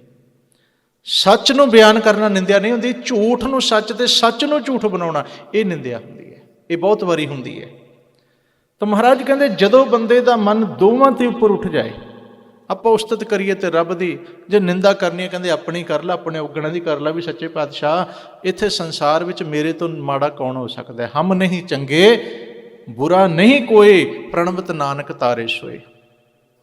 ਉਸਤਤ ਕਰੋ ਸਦਾ ਪ੍ਰਭ ਆਪਣੀ, ਜੇ ਕਰਨੀ ਹੈ ਉਸ ਮਾਲਿਕ ਦੀ ਵਡਿਆਈ ਕਰ, ਜਿਨ ਪੂਰੀ ਕਲ ਰਾਖੀ। ਅਗਲੀ ਗੱਲ ਕਹਿਣ ਲੱਗੇ ਕੰਚਨ ਲੋਹ ਸਮਾਨ, ਲੋਹੇ ਅਤੇ ਸੋਨੇ ਨੂੰ ਇੱਕ ਬਰਾਬਰ ਮੰਨ ਲੈ। ਭਾਵ ਜੈਸਾ ਸੋਨੇ ਨੂੰ ਦੁਨੀਆ ਮੰਨਦੀ ਹੈ, ਉਹ ਸਿੱਖ ਲੋਹੇ ਨੂੰ ਵੀ ਬਰਾਬਰ ਹੀ ਮੰਨਦਾ। ਲੋਹੇ ਨੂੰ ਸੋਨਾ ਤੇ ਸੋਨੇ ਨੂੰ ਲੋਹਾ ਮੰਨ ਲੈ। ਹੁਣ ਇਹਦਾ ਅਰਥ ਪਤਾ ਕੀ ਢੁਕਦਾ ਇੱਥੇ? ਅਸਲ 'ਚ ਇਹਦਾ ਅਰਥ ਹੈ ਅਮੀਰ ਤੇ ਗਰੀਬ। ਅਮੀਰ ਕੋਲ ਸੋਨਾ ਹੁੰਦਾ, ਗਰੀਬ ਤੇ ਵਿਚਾਰਾ ਲੋਹਾ ਪਾਉਂਦਾ ਹੈ। ਮਹਾਰਾਜ ਕਹਿੰਦੇ ਅਮੀਰੀ ਤੇ ਗਰੀਬੀ ਵਿੱਚ ਵੀ ਫਰਕ ਨਾ ਕਰੀ, ਜਾਂ ਅਮੀਰ ਤੇ ਗਰੀਬ ਨਾਲ ਵਿਤਕਰਾ ਨਾ ਕਰੀ। ਕੰਚਨ ਲੋਹ ਸਮਾਨ, ਇਹ ਵੀ ਗੱਲ ਢੁਕਦੀ ਹੈ ਵੀ ਸੋਨੇ ਨੂੰ ਲੋਹਾ। ਤੇ ਨੌਵੇਂ ਪਾਤਸ਼ਾਹ ਨੇ ਆਪਾਂ ਉਹ ਬਚਨ ਪਿੱਛੇ ਵਿਚਾਰ ਵੀ ਕੀਤੀ, ਹੁਕਮਨਾਮਾ ਵੀ ਰੋਜ਼ ਆਉਂਦਾ। ਮਹਾਰਾਜ ਕਹਿੰਦੇ ਜੋ ਨਰ ਦੁੱਖ ਮੈਂ ਦੁੱਖ ਨਹੀਂ ਮੰਨੈ, ਸੁੱਖ ਸੁਨੇਹ ਅਰ ਭੈ ਨਹੀਂ ਜਾ ਕੇ, ਕੰਚਨ ਮਾਟੀ ਮੰਨੈ। ਸੋਨੇ ਨੂੰ ਮਿੱਟੀ ਮੰਨ ਲੈ। ਅਰ ਗੁਰੂ ਸਾਹਿਬ ਨੇ ਚੀਜ਼ਾਂ ਸਾਨੂੰ ਕਰਕੇ ਵਿਖਾਈਆਂ ਨੇ ਜੀ। ਸੋਨਾ ਐਸੀ ਚੀਜ਼ ਹੈ, ਹਾਲਾਂਕਿ ਚਲੋ ਇੱਕ ਕੀਮਤੀ ਧਾਤ ਹੈ, ਇਹਨੂੰ ਸੋਲਿਡ ਮਨੀ ਵੀ ਕਹਿ ਦਿੰਦੇ ਨੇ। ਇਹ ਅਮੀਰੀ ਦਾ ਪ੍ਰਤੀਕ ਵੀ ਹੈ। ਹਾਂ, ਇਹਦਾ ਸਾਡੇ ਸਰੀਰ ਨਾਲ ਸੰਬੰਧ ਵੀ ਹੁੰਦਾ। ਇਹਦੀ ਜਿਹੜੀ ਤਸੀਰ ਹੈ ਉਹ ਗਰਮ ਮੰਨੀ ਗਈ ਹੈ ਸੋਨੇ ਦੀ। ਚਾਂਦੀ ਦੀ ਤਸੀਰ ਠੰਡੀ ਮੰਨੀ ਜਾਂਦੀ ਹੈ। ਮਹਾਰਾਜ ਨੇ ਕਿਹਾ ਵੀ ਚਲੋ ਠੀਕ ਹੈ, ਕਿਸੇ ਕੋਲ ਸੋਨਾ ਹੈ, ਕੋਈ ਗੱਲ ਨਹੀਂ, ਪਰ ਸੋਨਾ ਲੈ ਕੇ, ਸੋਨਾ ਪਾ ਕੇ, ਸੋਨਾ ਇਕੱਤਰ ਕਰਕੇ ਉਹਦਾ ਹੰਕਾਰ ਕਰਨਾ ਮਾੜਾ ਹੈ। ਤੇ ਲੋਹੇ ਵਾਲੇ ਨੂੰ ਇਹਦਾ ਅਰਥ ਹੈ ਗਰੀਬ ਨੂੰ, ਵਿਚਾਰੇ ਨੂੰ ਭੰਡੀ ਜਾਣਾ, ਜਾਂ ਉਹਦੇ ਨਾਲ ਈਰਖਾ ਕਰਨੀ, ਉਹਦੇ ਨਾਲ ਜੈਲਸੀ ਕਰਨੀ ਮਾੜੀ ਹੈ। ਹੋ ਸਕਦਾ ਰੱਬ ਤੇਤੋਂ ਸੋਨਾ ਖੋ ਕੇ ਕੱਲ੍ਹ ਨੂੰ ਤੇਰੇ ਹੱਥ 'ਚ ਲੋਹਾ ਪਵਾ ਦੇਵੇ, ਫਿਰ ਕੀ ਕਰੇਗਾ? ਕਹਿੰਦੇ ਫਰਕ ਨਾ ਕਰ। ਔਰ 10ਵੇਂ ਪਾਤਸ਼ਾਹ ਨੇ ਕਮਾਲ ਕਰ ਦਿੱਤੀ। ਸਾਧ ਸੰਗਤ ਆਪਣੀ ਜ਼ਿੰਦਗੀ ਦੇ ਵਿੱਚ ਉਹਨਾਂ ਨੇ ਉਦਾਹਰਨਾਂ ਦਿੱਤੀਆਂ। ਆਪਾਂ ਸਭ ਨੂੰ ਪਤਾ ਪਟਨਾ ਸਾਹਿਬ ਦੀ ਧਰਤੀ ਤੇ 2 ਸੋਨੇ ਦੇ ਕੰਗਣ ਕਿਸੇ ਪ੍ਰੇਮੀ ਨੇ ਬਾਲਾ ਪ੍ਰੀਤਮ ਜੀ ਨੂੰ 4 ਸਾਲ ਦੀ ਉਮਰ 'ਚ ਭੇਟ ਕੀਤੇ ਸਨ। ਮਾਤਾ ਗੁਜਰੀ ਜੀ ਨੇ ਗੋਬਿੰਦ ਰਾਏ ਮਹਾਰਾਜ ਜੀ ਦੇ ਹੱਥਾਂ ਵਿੱਚ ਪਵਾ ਦਿੱਤੇ। ਤੇ ਇੱਕ ਦਿਨ ਸ਼ਾਮ ਨੂੰ ਗੰਗਾ ਨਦੀ ਦੇ ਕਿਨਾਰੇ ਖੇਡਦਿਆਂ ਖੇਡਦਿਆਂ ਆਪਣੇ ਸਾਥੀਆਂ ਦੇ ਨਾਲ ਇੱਕ ਕੰਗਣ ਹੱਥ ਵਿੱਚੋਂ ਲਾ ਕੇ ਸੋਨੇ ਦਾ ਪਾਣੀ 'ਚ ਸੁੱਟ ਦਿੱਤਾ। ਕਿਉਂ? ਕਿਉਂਕਿ ਬੱਚੇ ਪਾਣੀ ਦੇ ਵਿੱਚ ਰੋੜੇ ਪੱਥਰ ਸੁੱਟ ਰਹੇ ਸਨ, ਖੇਡਾਂ ਖੇਡਦੇ ਸਨ, ਬੱਚਿਆਂ ਦੀਆਂ ਖੇਡਾਂ ਹੁੰਦੀਆਂ। ਉਹਨਾਂ ਨੇ ਕਿਹਾ ਵੀ ਗੋਬਿੰਦ ਰਾਏ ਜੀ ਤੁਸੀਂ ਵੀ ਸਾਡੇ ਨਾਲ ਖੇਡੋ। ਮਹਾਰਾਜ ਸੱਚੇ ਪਾਤਸ਼ਾਹ ਨੇ ਸੋਨੇ ਦਾ ਕੰਗਣ ਹੀ ਵਗਾ ਕੇ ਪਾਣੀ ਦੇ ਵਿੱਚ ਮਾਰਿਆ। ਉਹ ਜਿਹੜੇ ਸੇਵਕ ਖੜੇ ਸਨ, ਸੇਵਾਦਾਰ ਸਨ, ਉਹ ਬੜੇ ਹੈਰਾਨ ਹੋਏ। ਆ ਕੇ ਮਾਂ ਗੁਜਰੀ ਜੀ ਨੂੰ ਕਹਿਣ ਲੱਗੇ, ਮਾਤਾ ਜੀ ਲਾਲ ਜੀ ਨੇ ਅੱਜ ਸੋਨੇ ਦਾ ਕੰਗਣ ਪਾਣੀ ਵਿੱਚ ਸੁੱਟ ਦਿੱਤਾ ਹੈ। ਮਾਤਾ ਗੁਜਰੀ ਜੀ ਨੇ ਬੜੇ ਪਿਆਰ ਨਾਲ ਪੁੱਛਿਆ, ਕਹਿੰਦੇ ਲਾਲ ਜਦੋਂ ਗਏ ਸੋ 2 ਕੰਗਣ ਸਨ, ਇੱਕ ਕਿੱਥੇ ਸੁੱਟ ਆਏ ਹੋ? ਕਹਿੰਦੇ ਆਓ ਦੱਸੀਏ। ਗੰਗਾ ਦੇ ਕਿਨਾਰੇ ਜਾ ਕੇ ਦੂਸਰਾ ਵੀ ਬਾਂਹ ਵਿੱਚੋਂ ਉਤਾਰ ਕੇ ਸੁੱਟ ਕੇ ਕਹਿਣ ਲੱਗੇ, ਮਾਂ ਇੱਥੇ ਸੁੱਟਿਆ, ਇੱਥੇ ਸੁੱਟਿਆ। ਹੁਣ 4 ਸਾਲ ਦੀ ਉਮਰ ਹੈ, ਆਪਣੇ ਘਰਾਂ ਦੇ ਵਿੱਚ ਇਸ ਉਮਰ ਦੇ ਬੱਚੇ ਨੇ, ਆਪਾਂ ਸਾਰੇ ਇਸ ਉਮਰ 'ਚੋਂ ਨਿਕਲ ਕੇ ਆਏ ਹੋਏ ਹਾਂ। 4 5 7 8 10 12 ਸਾਲ ਤੱਕ ਬਚਪਨਾ ਚੱਲਦਾ ਹੈ। ਕਿੰਨੀ ਕੁ ਸਮਝ ਹੁੰਦੀ ਹੈ ਜੀ 4 ਸਾਲ ਦੇ ਬੱਚੇ ਨੂੰ? 4 ਸਾਲ ਦੇ ਬੱਚੇ ਨੂੰ ਖਾਣਾ ਪੀਣਾ ਖੇਡਣਾ ਕੁੱਦਣਾ ਬਸ ਇੱਥੇ ਤੱਕ ਉਹਨੂੰ ਮਤਲਬ ਹੈ। ਇਹ ਤੋਂ ਇਲਾਵਾ ਉਹਨੂੰ ਕੁਝ ਨਹੀਂ ਪਤਾ, ਦੁਨੀਆ ਕੀ ਹੈ, ਸੰਸਾਰ ਕੀ ਹੈ, ਸੋਨਾ ਕੀ ਹੈ, ਚਾਂਦੀ ਕੀ, ਉਹਦੇ ਲਈ ਸਭ ਬਰਾਬਰ ਹੁੰਦਾ ਹੈ। ਬੱਚੇ ਦੀ ਅਵਸਥਾ ਬੜੀ ਵਧੀਆ ਹੈ, ਉਹਨੂੰ ਕੋਈ ਪਰਵਾਹ ਨਹੀਂ। ਤੁਸੀਂ ਸੋਨੇ ਦਾ ਪਵਾ ਦਿਓਗੇ, ਸੁੱਟ ਵੀ ਸਕਦਾ, ਤੋੜ ਵੀ ਸਕਦਾ, ਖੇਡ ਵੀ ਸਕਦਾ, ਉਹਨੂੰ ਕੁਛ ਲੈਣਾ ਦੇਣਾ ਨਹੀਂ ਹੈ। ਹੁਣ ਸਵਾਲ ਸੀ ਵੀ ਬੇਟਾ ਕਿਉਂ ਸੁੱਟਿਆ? 4 ਸਾਲ ਦੇ ਬਾਲਾ ਪ੍ਰੀਤਮ ਕਹਿਣ ਲੱਗੇ, ਮਾਂ ਮੈਨੂੰ ਰੋਜ਼ ਰਾਤ ਨੂੰ ਸ਼ਬਦ ਦੀ ਲੋਰੀ ਦਿੰਦੇ ਹੋ। ਗੁਰੂ ਪਿਤਾ ਤੇਗ ਬਹਾਦਰ ਮਹਾਰਾਜ ਜੀ ਦਾ ਬਚਨ ਕਿ ਜੋ ਨਰ ਦੁੱਖ ਮੈਂ ਦੁੱਖ ਨਹੀਂ ਮੰਨੈ, ਸੁਖ ਸਨੇਹਰ ਭੈ ਨਹੀਂ ਜਾਕੇ, ਕੰਚਨ ਮਾਟੀ ਮੰਨੈ। ਕਿ ਲਾਲ ਸੋਨੇ ਤੇ ਮਿੱਟੀ ਨੂੰ ਇੱਕ ਬਰਾਬਰ ਮੰਨ ਲੈ। ਇਹੀ ਗੱਲ ਸਮਝਾਈ ਹੈ ਨਾ ਰਾਤੀ। ਮਾਤਾ ਜੀ ਕਹਿੰਦੇ ਹਾਂ। ਤੋ ਕਹਿਣ ਲੱਗੇ, ਮਾਂ ਫਿਰ ਇਹ ਦੱਸੋ ਵੀ ਜੇ ਤੁਸੀਂ ਰੋਜ਼ ਮੈਨੂੰ ਇਹ ਗੱਲ ਪੜ੍ਹਾਉਂਦੇ ਹੋ ਵੀ ਲਾਲ ਜੀ ਪਿਤਾ ਜੀ ਇਹ ਕਹਿ ਰਹੇ ਨੇ ਜਾਂ ਬਾਣੀ ਇਹ ਕਹਿ ਰਹੀ ਹੈ ਸੋਨਾ ਤੇ ਮਿੱਟੀ ਇੱਕ ਬਰਾਬਰ ਮੰਨ ਲੈ, ਮਾਂ ਮੈਂ ਸੋਨੇ ਨੂੰ ਮਿੱਟੀ ਦੇ ਬਰਾਬਰ ਹੀ ਮੰਨਿਆ। ਮੇਰੇ ਸਾਥੀਆਂ ਨੇ ਪਾਣੀ ਦੇ ਵਿੱਚ ਰੋੜੇ ਪੱਥਰ ਮਿੱਟੀ ਦੀਆਂ ਢੇਮਾਂ ਸੁੱਟੀਆਂ ਨੇ ਤੇ ਮੈਂ ਵੀ ਸੋਨੇ ਨੂੰ ਮਿੱਟੀ ਜਾਣ ਕੇ ਸੁੱਟਿਆ। ਜੇ ਉਹਨਾਂ ਦੇ ਮਾਪਿਆਂ ਨੂੰ ਚਿੰਤਾ ਨਹੀਂ, ਤੁਸੀਂ ਵੀ ਕਿਉਂ ਚਿੰਤਾ ਕਰਦੇ ਹੋ? ਆਖੋ ਸਤਿਨਾਮ ਸ਼੍ਰੀ। ਬੜੀ ਵੱਡੀ ਸਿੱਖਿਆ ਦੇ ਦਿੱਤੀ। ਇੱਥੇ ਉਹਨਾਂ ਨੇ ਮਹਾਰਾਜ ਨੇ ਇੱਕ ਗੱਲ ਆਖੀ ਬੜੀ ਪਿਆਰੀ। ਕਹਿਣ ਲੱਗੇ ਦੇਖੋ ਆਪਾਂ ਹੋਰ ਰੋਜ਼ ਪੜ੍ਹਦੇ ਹਾਂ, ਗੁਰੂ ਨਾਨਕ ਸਾਹਿਬ ਦਾ ਬਚਨ ਹੈ, ਆਸਾ ਕੀ ਵਾਰ ਅੰਮ੍ਰਿਤ ਵੇਲੇ 10ਵੀਂ ਪੌੜੀ ਦਾ ਸ਼ਲੋਕ, ਕੂੜ ਰਾਜਾ ਕੂੜ ਪ੍ਰਜਾ ਕੂੜ ਸਭ ਸੰਸਾਰ, ਕੂੜ ਮੰਡਪ ਕੂੜ ਮਾੜੀ ਕੂੜ ਬੈਸਣਹਾਰ। ਉੱਥੇ ਆਉਂਦਾ ਜੀ ਕੂੜ ਸੋਇਨਾ ਕੂੜ ਰੂਪਾ ਕੂੜ ਪਹਿਨਣਹਾਰ। ਕਹਿੰਦੇ ਸੋਨਾ ਵੀ ਕੂੜ, ਚਾਂਦੀ ਵੀ ਕੂੜ ਤੇ ਪਾਉਣ ਵਾਲਾ ਵੀ ਕੂੜ ਹੈ। ਕੂੜ ਦਾ ਅਰਥ ਹੁੰਦਾ ਝੂਠਾ, ਨਾਸ਼ਵਾਨ, ਵਿਣਸ ਜਾਣ ਵਾਲਾ। ਔਰ ਸੱਚੀ ਬਾਤ ਹੈ, ਸੋਨਾ ਤਾਂ ਝੂਠ ਹੈ, ਇਹਨੂੰ ਪਾਉਣ ਵਾਲਾ ਵੀ ਝੂਠ ਹੈ। ਆਪਾਂ ਵੀ ਤਾਂ ਝੂਠੇ ਹੀ ਆ ਨਾ, ਵਿਣਸ ਤੇ ਸਾਰਿਆਂ ਨੇ ਜਾਣਾ ਹੈ। ਮਹਾਰਾਜ ਕਹਿੰਦੇ ਵੀ ਮੈਂ ਸਮਾਂ ਆਏਗਾ ਮਾਂ ਆਪਾਂ ਸੋਨਾ ਨਹੀਂ, ਕਿਉਂਕਿ ਸੋਨਾ ਉਹੀ ਬੰਦਾ ਪਾ ਸਕਦਾ ਜਿਸ ਵਿੱਚ ਸੋਨੇ ਨੂੰ ਖਰੀਦਣ ਦੀ ਸਮਰੱਥਾ ਹੋਵੇਗੀ। ਜਿਹਨੂੰ ਤੁਸੀਂ ਆਮ ਕਹਿੰਦੇ ਵੀ ਸਰਪਲਸ ਮਨੀ ਵਾਲਾ ਹੀ ਸੋਨਾ ਪਾਏਗਾ। ਆਮ ਬੰਦੇ ਦੇ ਘਰ 'ਚ ਤੇ ਰੋਟੀ ਕੋਈ ਨਹੀਂ ਪੱਕਦੀ 2 ਵਕਤ ਦੀ। ਉਹਨੂੰ ਤੁਸੀਂ ਕਹਿ ਦਿਓ ਵੀ ਭਾਈ ਸਾਹਿਬ ਸੋਨੇ ਦੇ ਕੜੇ ਪਾਉਣੇ ਨੇ, ਸਾਡੀ ਗੁਰੂ ਘਰ ਦੀ ਮਰਿਆਦਾ ਵੀ ਇੱਥੇ ਕਕਾਰ ਸੋਨੇ ਦਾ ਪਾਈਦਾ, ਸਿੱਖ ਕਿੱਥੋਂ ਪਾਉਣਗੇ? ਆਮ ਬੰਦਾ ਕਹੇਗਾ ਮੇਰੇ ਤੋਂ ਨਹੀਂ ਸਿੱਖੀ ਕਮਾਈ ਜਾਂਦੀ, ਮੈਂ ਸੋਨੇ ਦਾ ਕੜਾ ਕਿੱਥੋਂ ਲਵਾਂ?